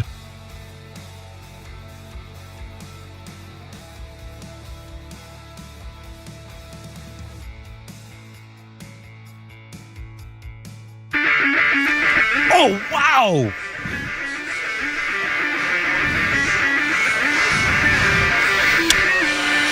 All right, back here 98.5 The Sports Hub. I'm Joe Murray. We are live from the Brook Casino in Seabrook, New Hampshire. Live at the DraftKings Sportsbook here.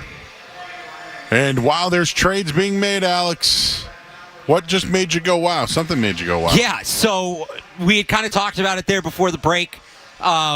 The Falcons moved up to 26 with the Rams. They're taking edge rusher James Pierce. Little bit of a reach. There's some personality questions. Purely a third down pass rusher. Him and Jahad Campbell, though. Not him and Jahad Campbell. Him and Jalen Walker up front. Those two are going to fly around. That could be fun.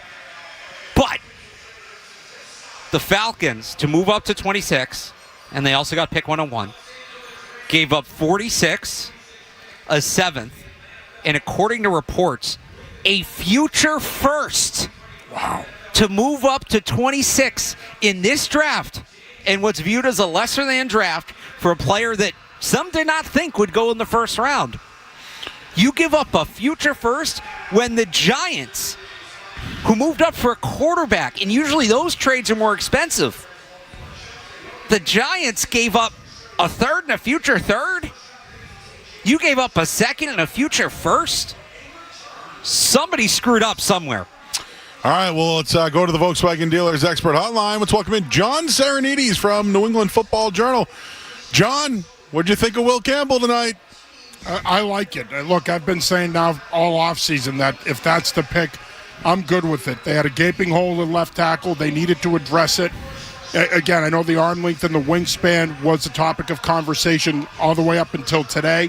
But in my opinion, Joe, I wasn't as hung up on it, having coached offensive line, having coached offensive tackles. For me, it's more about vertical length and from the waist down. And when it comes to that, Will Campbell checks off all those boxes.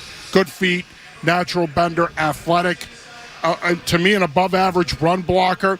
I can live with the 33-inch arms because, again, he checks off every other box physically. And to me, that's more important.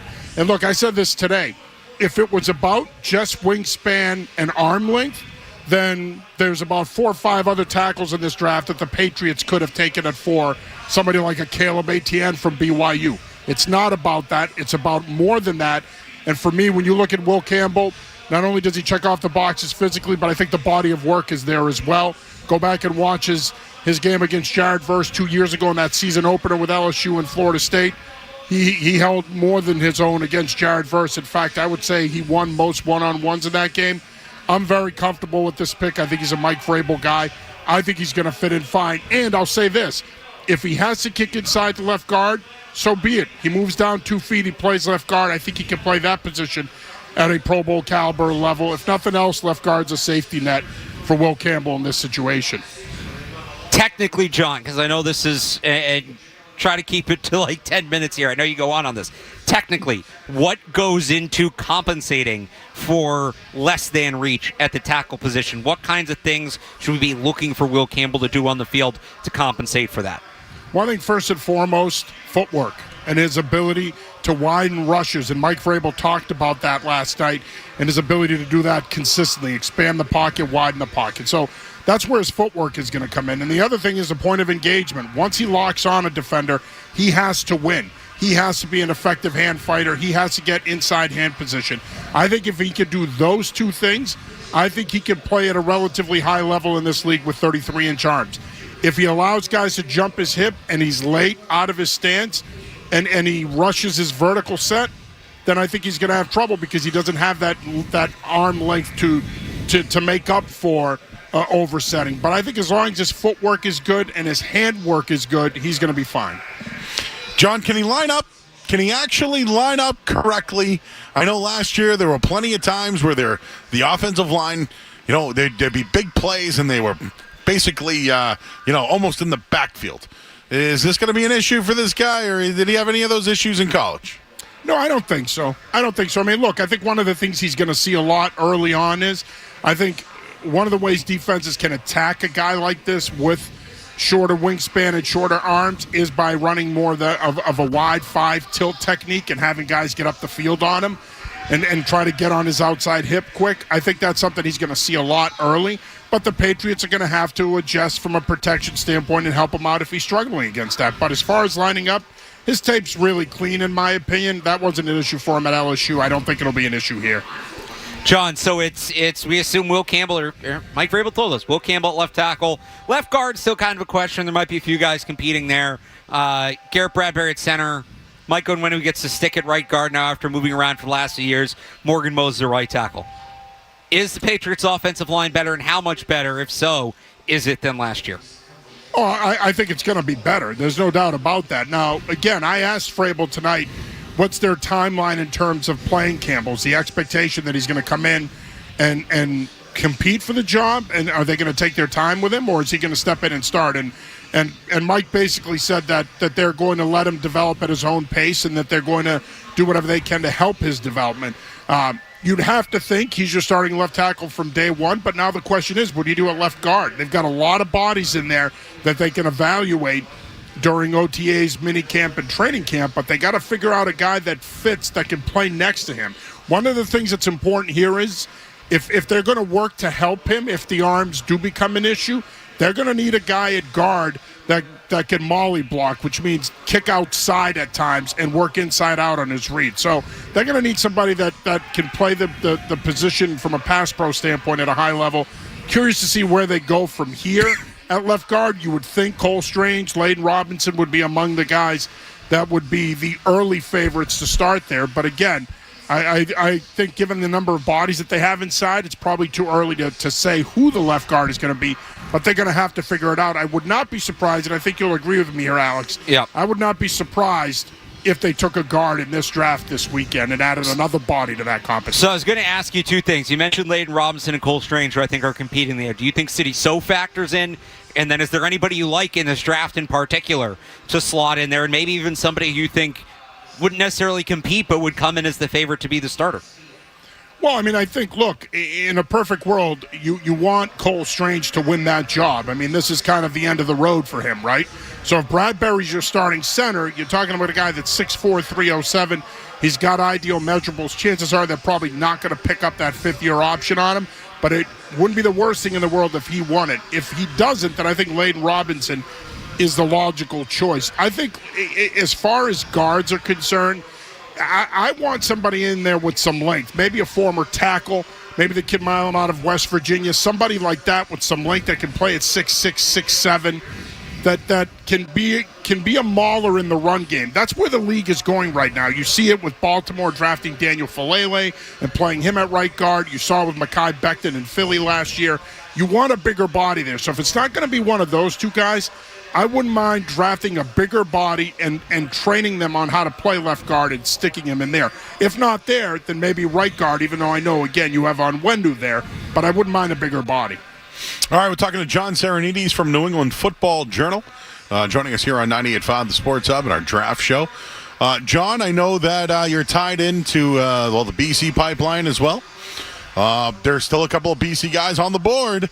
Can you tell us about them, and just also, who do you think fits into the new Mike Vrabel defense that they're going to be running this year? And, who are some guys maybe in the second round, third, that the Patriots fans should be looking for? Yeah, so as far as the Boston College guys are concerned, obviously Donovan Ezaraku, top prospect in the area. Guy that I think a lot of us thought would go in the first round. Still remains to be seen if that happens. If not, I think he's a terrific early second round value. Same thing goes for Ozzie Trapillo, a guy that I do think he's a right tackle but could potentially transition over to left tackle. Chase Lunt out of UConn is another guy that I could see potentially going tomorrow night. He's more of a right tackle, really moves well laterally, more of a zone blocker, and a guy that can block in space. Drew Kendall played center at Boston College but could potentially play guard in the NFL, son of former Boston College great Pete Kendall. So there's a lot of talent this year, especially in the trenches in the local area. I think that those are guys to keep an eye on for tomorrow night. As far as pass rushers are concerned, look, I know he's got some character concerns, but if a guy like Mike Green falls into the second round out of Marshall and he's sitting there at 38, that's a player you've got to consider. I mean, he fits the profile of what they want in terms of edge guys and playing off the edge. Those 6'3", 6'4", 250, 260-pound guys. He's a guy that I think if the red flags aren't that too much to handle, he could be a potential player to keep an eye on for them at pick 38 if they choose to go with an edge player. All right, John, any big surprises? How about Jackson Dart going to the Giants?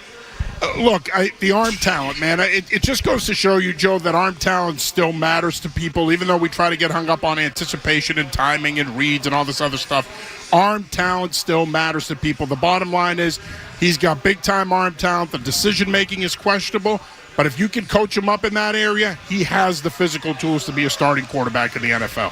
How far does Shedeur Sanders fall? Well, I mean, as it stands now, he's going to fall into the second round, and Alex, I think you would agree with me on this. Now you're getting to the point where he could fall into the middle of the second round. And look, somebody asked me about him recently, and I wasn't very kind. To me, he's an above-average Tyrod Taylor. That's what I see there. A guy that could potentially start, but a guy that I could also see being a long-time backup in the league. But the bottom line is this. Takes too many sacks, looks at pressure, didn't play in a diversified passing game. Everything was 25, 30 yards down the field for the most part.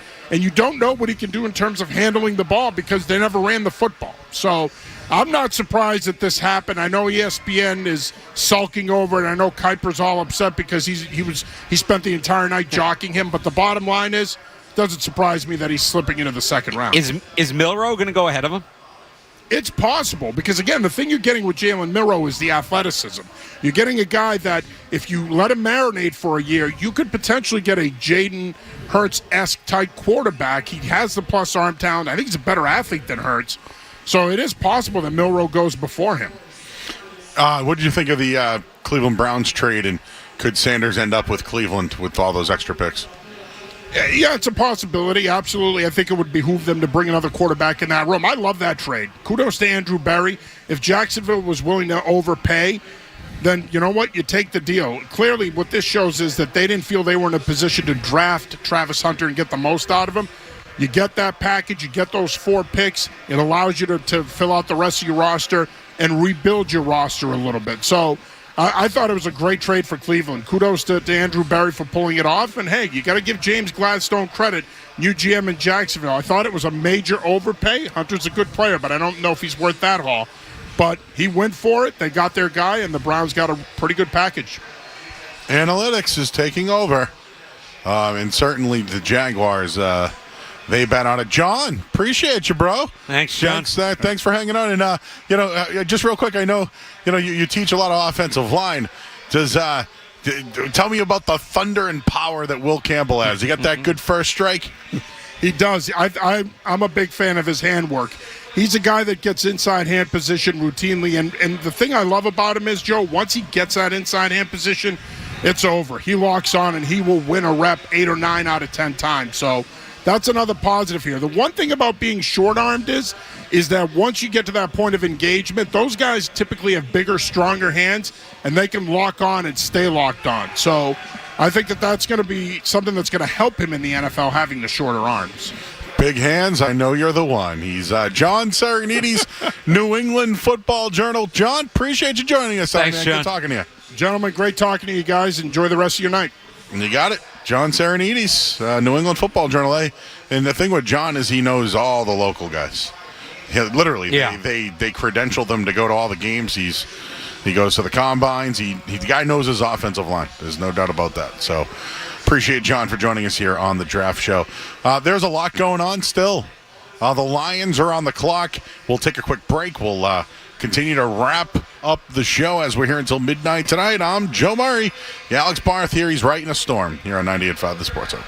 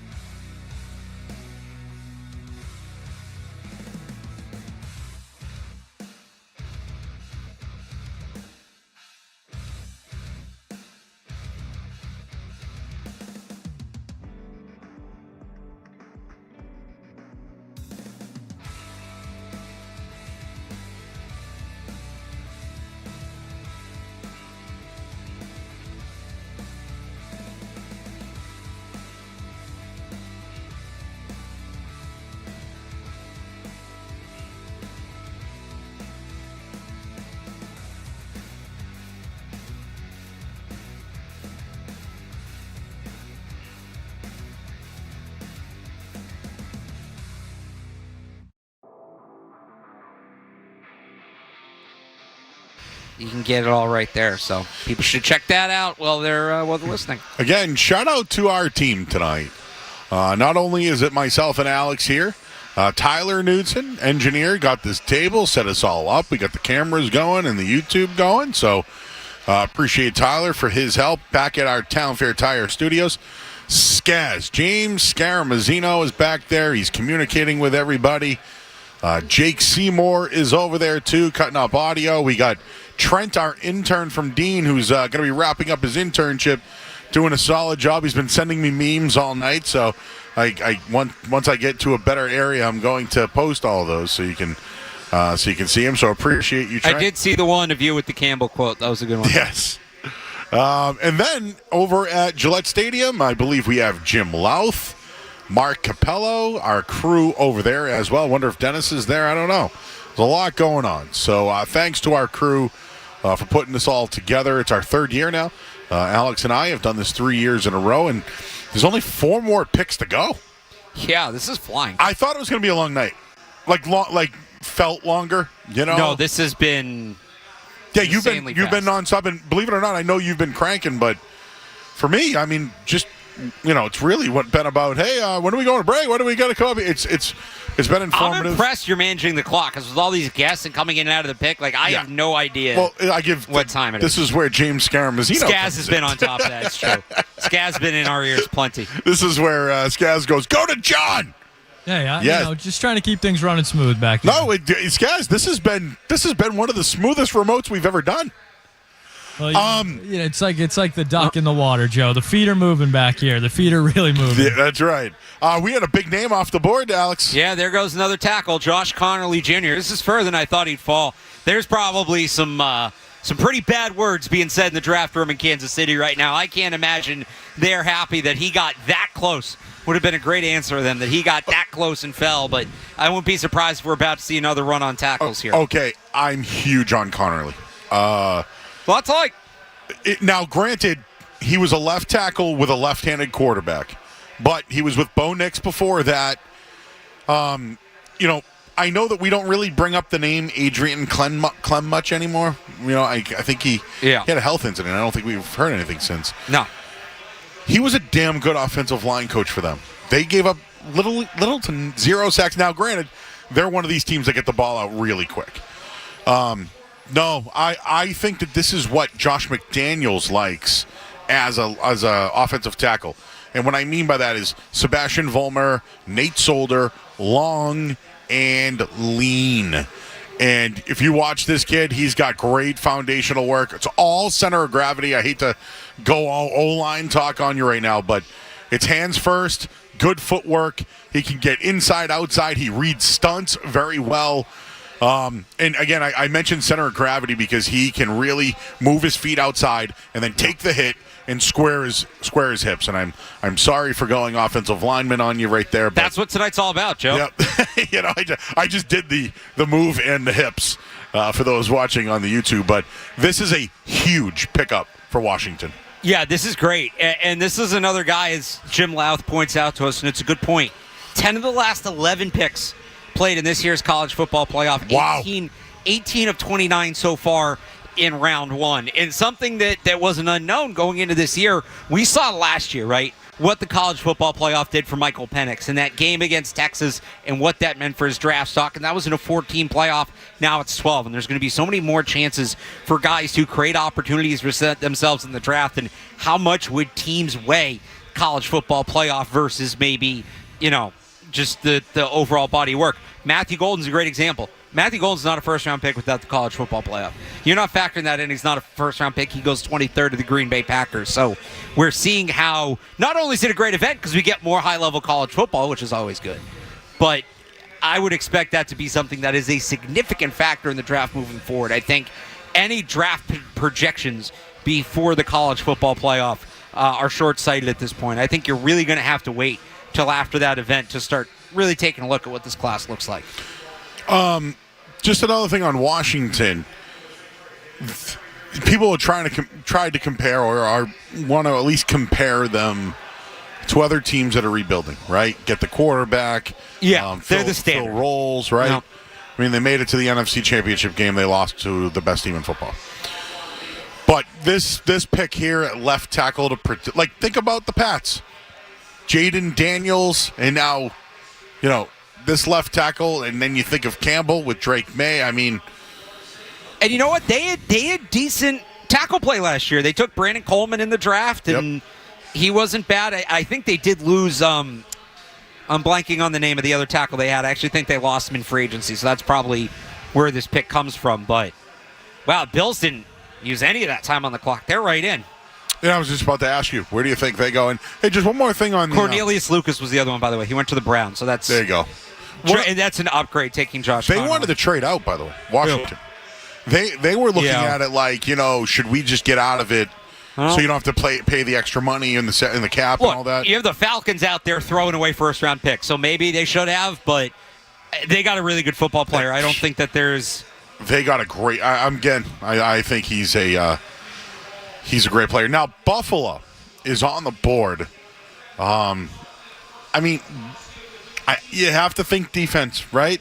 They drafted Keon Coleman. They got Josh Palmer in free agency. I don't know if Laviska Shenault's got it anymore. I know Khalil Shakir was just signed an extension there. Yeah. They got Deion Dawkins as their left tackle. So, I don't know if that's where they go. They need a center, maybe? They could use another receiver. If they really like Luther Burden, he'd be a nice pickup, a nice fit. I'm not going to rule them out as a running back team. Joey Bosa went there. Right. James Cook said the other day he's looking for $20 million. I don't know what running back they take, but if you're not worried about him. But I think it's defense. I think it's pass rusher. Maybe I'm trying to think who's left for defensive tackles. Like they need to be better against the run. They have a lot of smaller, quicker guys up front, and they could use some beef to stop the run. But in the first round, you want a 3-down player. Walter Nolan's still on the board. He's going to be just a rusher. Tyleek Williams is just your nose. Maybe this is where a guy like Darius Alexander comes in. Would make a lot of sense. Who's the kid from Marshall again? I'm sorry. Mike Green. He's interesting to me. Yeah, that's going to be. There's some. I don't know the full details of the story. People can go online and look it up. There are some sexual assault questions there with him. Yep. Some legal stuff. So that is kind of lingering. And based on the way this has gone, because he was viewed as a top 15 talent, my guess is most of the teams that looked at the details did not like what they saw. And generally, that can mean a pretty significant fall. All right, well, we're starting to see guys just, and there's only 3 picks remaining here in the first round. The Patriots, of course, picked Will Campbell. And we have a trade. All right. According to Jordan Schultz. How about this one? The Eagles are moving up one spot to jump the Chiefs. I wonder who they want. It's got to be a tackle, right? Why are the Eagles taking a tackle unless they want to get ready for life after Lane Johnson? But why would you do that if you're the Chiefs? If you think they're taking a tackle, you really can't afford to miss. Oh, Bills took a corner. Felgren Maz big board pick, Maxwell Hairston. Inside, outside guy, really good athlete, sticky in coverage, is a little undersized. Yeah, they needed a corner. They missed. Who was the corner? Tre'Davious White is there. They brought him back, but he's old. Who was the corner they took a couple years ago? Kyrie Elam from Florida. Oh, yeah, I think didn't pan out. I think he's playing for the. Jake, what's that team in Lowell? The indoor football team. No, he's on the Cowboys. Oh no, his brother plays for them. Okay. Sorry, because he had a brother who played in Florida as Pirates? well. Oh yeah, here the Pirates. There you go. Matt Elam currently plays. Yeah, so his brother. But he's on the Cowboys. But they whiffed on that pick. That was 3 years ago, I think, 2022, 4 years ago. So I went to the the Lowell Pirates game. Massachusetts Pirates. Yeah, and I went to the game, and I'm like, is that Elam? Like from Florida? And they're like, yeah. And I'm like, holy smokes, what's he doing here? Dude, the Eagles love moving up. Don't they always make a trade like Bill Belichick and Reed always did? 31 for 32 and 164. 164 to move up one spot. There was a thing yesterday where Roseman did like something for Eagles social media, and they were asking him draft questions. He said one time they had a round without a pick. He didn't say what round it was, but they had a whole round without a pick, and he knew he'd be itching so bad to get back on the board that he was worried he'd make a dumb trade. So he went out and went on a walk. It was just walking laps around the field, and he told the staffers to come get him when they were like 10, 15 picks away. So right there. Can't help but make a trade. Well, I love an owner like that, let me tell you. Well, GM. Oh, GM, whatever. No, it's interesting.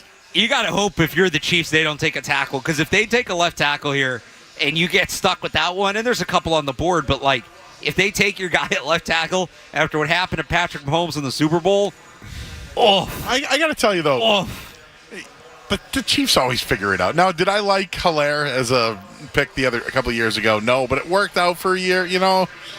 Just like no different than Sony Michel with the Patriots. When you're good like that, you can make mistakes, and this is why. Oh, Alex, I don't even know if I've talked to you about this yet. My big hot take this year is the Chiefs don't make the playoffs.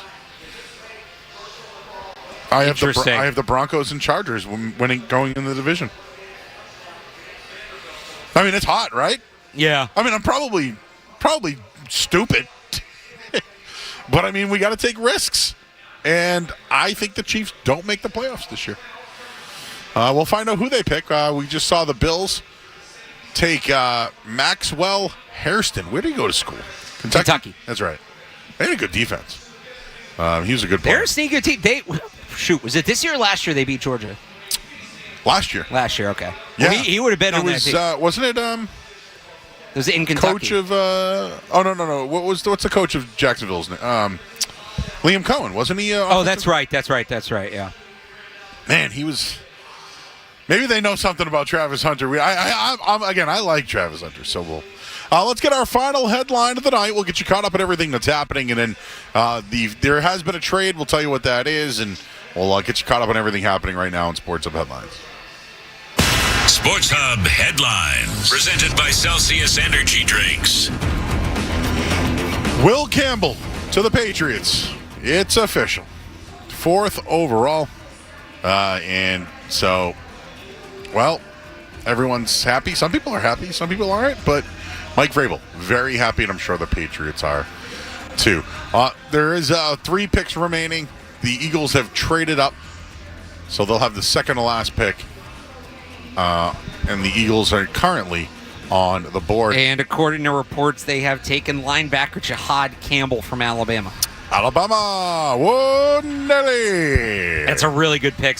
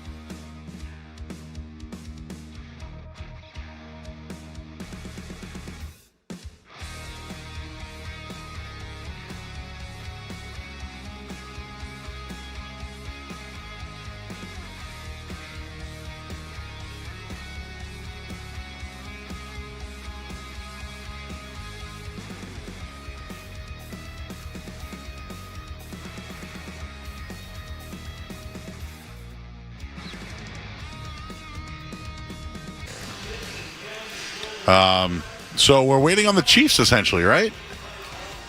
Yep. We'll see who they and take. The pick is in, so they're not trading. So the Patriots, for the second year in a row, despite significant speculation, did not trade back up into the first round. I'm fine with it. There's still a lot of talent on the board, man. So the question is, what was the real value of trading back up? This is going to be, for the people who do these kinds of things, this is going to be the debate tomorrow. The Giants to move up to 25 for a quarterback, which is usually more expensive. They moved up to 25. They gave up $34.99 in a future third. A pick later, the Falcons, to move up for a situational pass rusher, was not even the best edge rusher on the board by many accounts. Much less valuable position, but much less valuable than quarterback. The Falcons to move up to essentially the same spot and get the 101st pick. So it was $34.99 in a future third for the Giants. For the Falcons, it was $46,242 in a future first. If the price was a future first, I'm glad the Patriots stayed out of it. If the price was closer to what the Giants did, to get up to 22 and draft Matthew Golden, or to get up, again, you weren't going to get up to 26 because you weren't going to top that Falcons offer with the future first, but to get up into that 24 range, 23, 24 range, and maybe get an edge rusher, I might have done that. So it'll be interesting to see to hear what the calls were around that time. I still don't rule out them moving up a little bit tomorrow, and maybe that ultimately is what gets it done, but it's the second year in a row that they've kind of suggested that might be a move. They were in position to do it, and they didn't do it. And depending on what happens tomorrow, I think that's something that is going to get dissected. All right, well, waiting to see what the Chiefs will do with the final pick in the first round. Then we'll look at the board, and we'll get Barth's big board before we get out of here. The Chiefs are, according to Jordan Schultz, taking offensive tackle Josh Simmons. I knew it. So they are taking the plunge. I didn't even need to look. I knew it. He is best tackle on the board. Yep. Very talented player, but is coming off of a significant knee injury. Yeah. Significant. He'll figure it out. He's too talented not to. He's good. Vrabel spent a lot of time with him. And I think he's going to be a stud. So there you go. The first round is complete. We'll get Alex Barr's big board. But first, what we wanted to do was we wanted to let you hear Mike Vrabel's call to Will Campbell, courtesy of Patriots.com. They have the video of it, so it's about 90 seconds long or so. So let's hear it, Skaz. How you doing? So there it is. Who's the first guy? Cam something? Cam Williams. He's I forget his title now. He's like the number 3 or 4 in their front office. He's had a couple titles the last few years, but he's deeply involved in their college scouting process. Is he like the new Bears? No, he's a scout. He's a scout. He's a front office. He's probably guy. one of the lead scouts on this one, and they wanted to get him involved. I should look up what his title is. But it goes to him, then it goes to Elliot Wolf. Yeah. Then it goes to Mike Vrabel, and then the owner. So I'm fine with that. Nice call. Did he sound excited? He sounded like he always sounds. So Cameron Williams' title right now is Director of College Scouting. Okay. So he's their lead scout. Well, I'm in on that one. So there you go. The first round is complete. Let's get the Alex Barth big board heading into round 2. We'll do all that coming up next, and we'll say our goodbyes as the first round of the NFL draft is complete. We'll have more coming up next here on 98.5 The Sports Hub.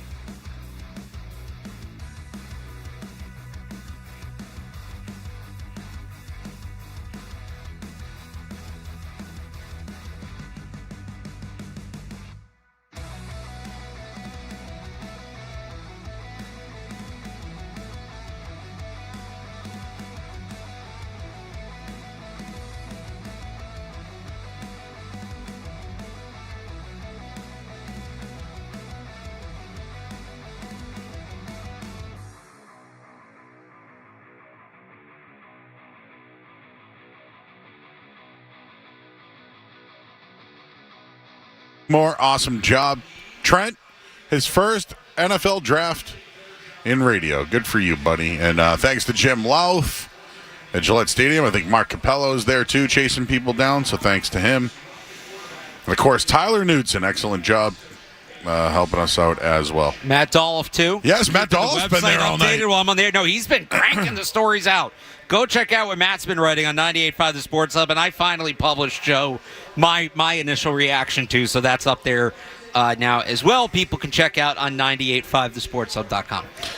All right, and on the app. Let's look at the Barthy big board. All right, let's look at the board. I'll give you mine first, because then I'll let you kind of collect your thoughts, because I know there's a lot. Yeah, I got to go position by position. Still, there's so many players on the board. If I'm just looking Patriots, forget about who's still there, because there's 3 quarterbacks still on the board for any team on the second round: Jalen Milroe, Shedeur Sanders, and why am I blanking on the third one there? Will Howard. Quarterback. Will Howard. Oh, Will Howard. Wow, sorry about that. I think Will Johnson and Mike Green are no-brainers, but well, there's a reason they fell. Yes. That's what I always look at. There's a one's reason an injury, they fell. one's off field. Yeah, and the fact that Mike Green has fallen this far with his talent, I think means teams did not like what they found when they dug. And especially given the Patriots' historical,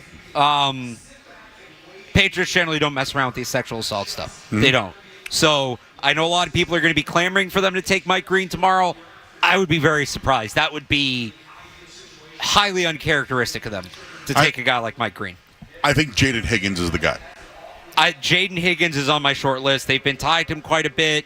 The reporting was they want a bigger outside X receiver, a guy who can go up and make plays on the football, and that's Jaden Higgins. Trey Harris fits that bill too, but I think Jaden Higgins has more in between the ears what they want.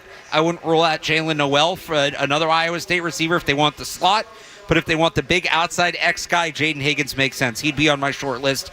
Travion Henderson is on my short list. They've talked about wanting to get faster running back. He'd be a really interesting player to spell with Ramondre Stevenson. Could handle some of that pass-catching stuff. And then, the other... There's tight ends available. I don't know if they're going to go tight end. I don't think they're going to go tight end. I think you look at edge. I think Donovan Ezeraku. Yeah. There's a connection there. The guy that I kind of am circling. So, again, I think that... and listen, is it Ursery? If Ursery's the guy I really liked in this draft...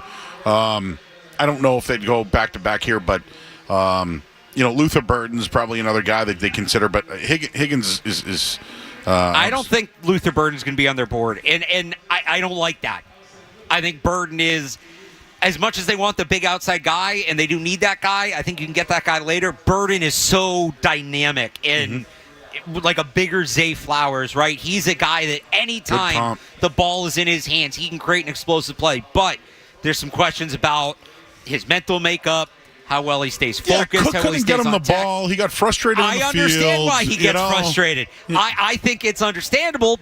His quarterback forgot how to play football overnight.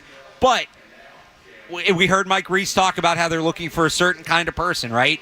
I just think there are some questions about Luther Burden. Now, I think those questions are overblown, but they're out there about Luther Burden that really don't mesh with what the Patriots are looking to build. So if I had to give you like my big 3 for tomorrow, now I say this keeping in mind, was it 33, 34, 35, 36, 37? So there's 5 picks before they're on the board. Unless they trade up, they could do the flip of the trade they made with the Chargers last year. Unless they trade up, my big 3 for tomorrow would be Travion Henderson, Jaden Higgins, Donovan Ezeraku. That would be, and if I had to put them in order, Higgins, Ezeraku, Henderson. Those would be the 3 guys I'd be looking at tomorrow. I guess I should add 2 more because I should get that to 6. Well, the guy that I circled is Nick Amanwari. Like they might need a safety. Yeah, but he's a true box, and they already have a couple of those guys. If they draft Nick Amanwari, that's a really bad sign for Kyle Duggar or Jabril Peppers, or both of them. What about Fuller? Who? Oh, Will Johnson. I mean, Will Johnson. I said Fuller again. I just don't understand why it'd be worth the risk. Like, he's a good player, but maybe it's the Christian Gonzalez effect, Like, what do you mean? Well, if they bring him in, right? Yeah. If he's got a knee injury, let him get right. Yeah, they need their top 100 picks to play. They need that influx of talent, and even if he is healthy, he's not going to play over Gonzalez. He's not going to play over Carlton Davis. He's not a slot corner. Well, that's true. He's not playing over Davis. That's right, for sure. and he's going to be. If they didn't have Carlton Davis, I 100%. But he's not going to play in the slot. But isn't this where they used to take risks, like Dominic Easley and guys like that? They would take risks in this spot. Ozaraco, I think, would, believe it or not, I kind of like him better than Keon I'm good with the White. risk. I'm good with the risk. I just think Will Johnson's an unnecessary risk. I don't think there's significant upside there. Yeah, like if there was a D tackle or right. Well, that's another one. So Darius Alexander didn't go. If they want to add some juice to that front, I don't know what player there is right now that would be like, unless you consider taking a running back that high inherently as a risk. There's not really like any big risk reward guys. I guess it would be Burton, but. I don't think they're going to take him. I would like them to. Is there a very center? much like them to. No, the top center's Jared Wilson. He's probably more in that pick 69 range. Even on the interior, even at guard, Jonas Savanaia from Arizona. It's a little high for him. Tate Ratledge is probably a third-round pick. I think they'll go interior offensive line tomorrow, but I think that's going to come later. All right, biggest surprise of the night. Mine's Ted McMillan going to the Panthers. Mine is that ridiculous Falcons trade. Giving up a first-round pick. Future first-round pick to get a guy that a lot of people did not think was a first-round pick in this draft. That was pretty surprising to me. It is kind of, if you think about it, like last year they traded up for Penix and everybody's, I liked that one. I was a big fan of that one. Yeah. They're a little too, maybe they're being too aggressive. I would say the other surprise is the Dolphins taking Kenneth Grant. Honestly, and it's not because of Kenneth Grant. I think Kenneth Grant deserved to be a top 15 pick.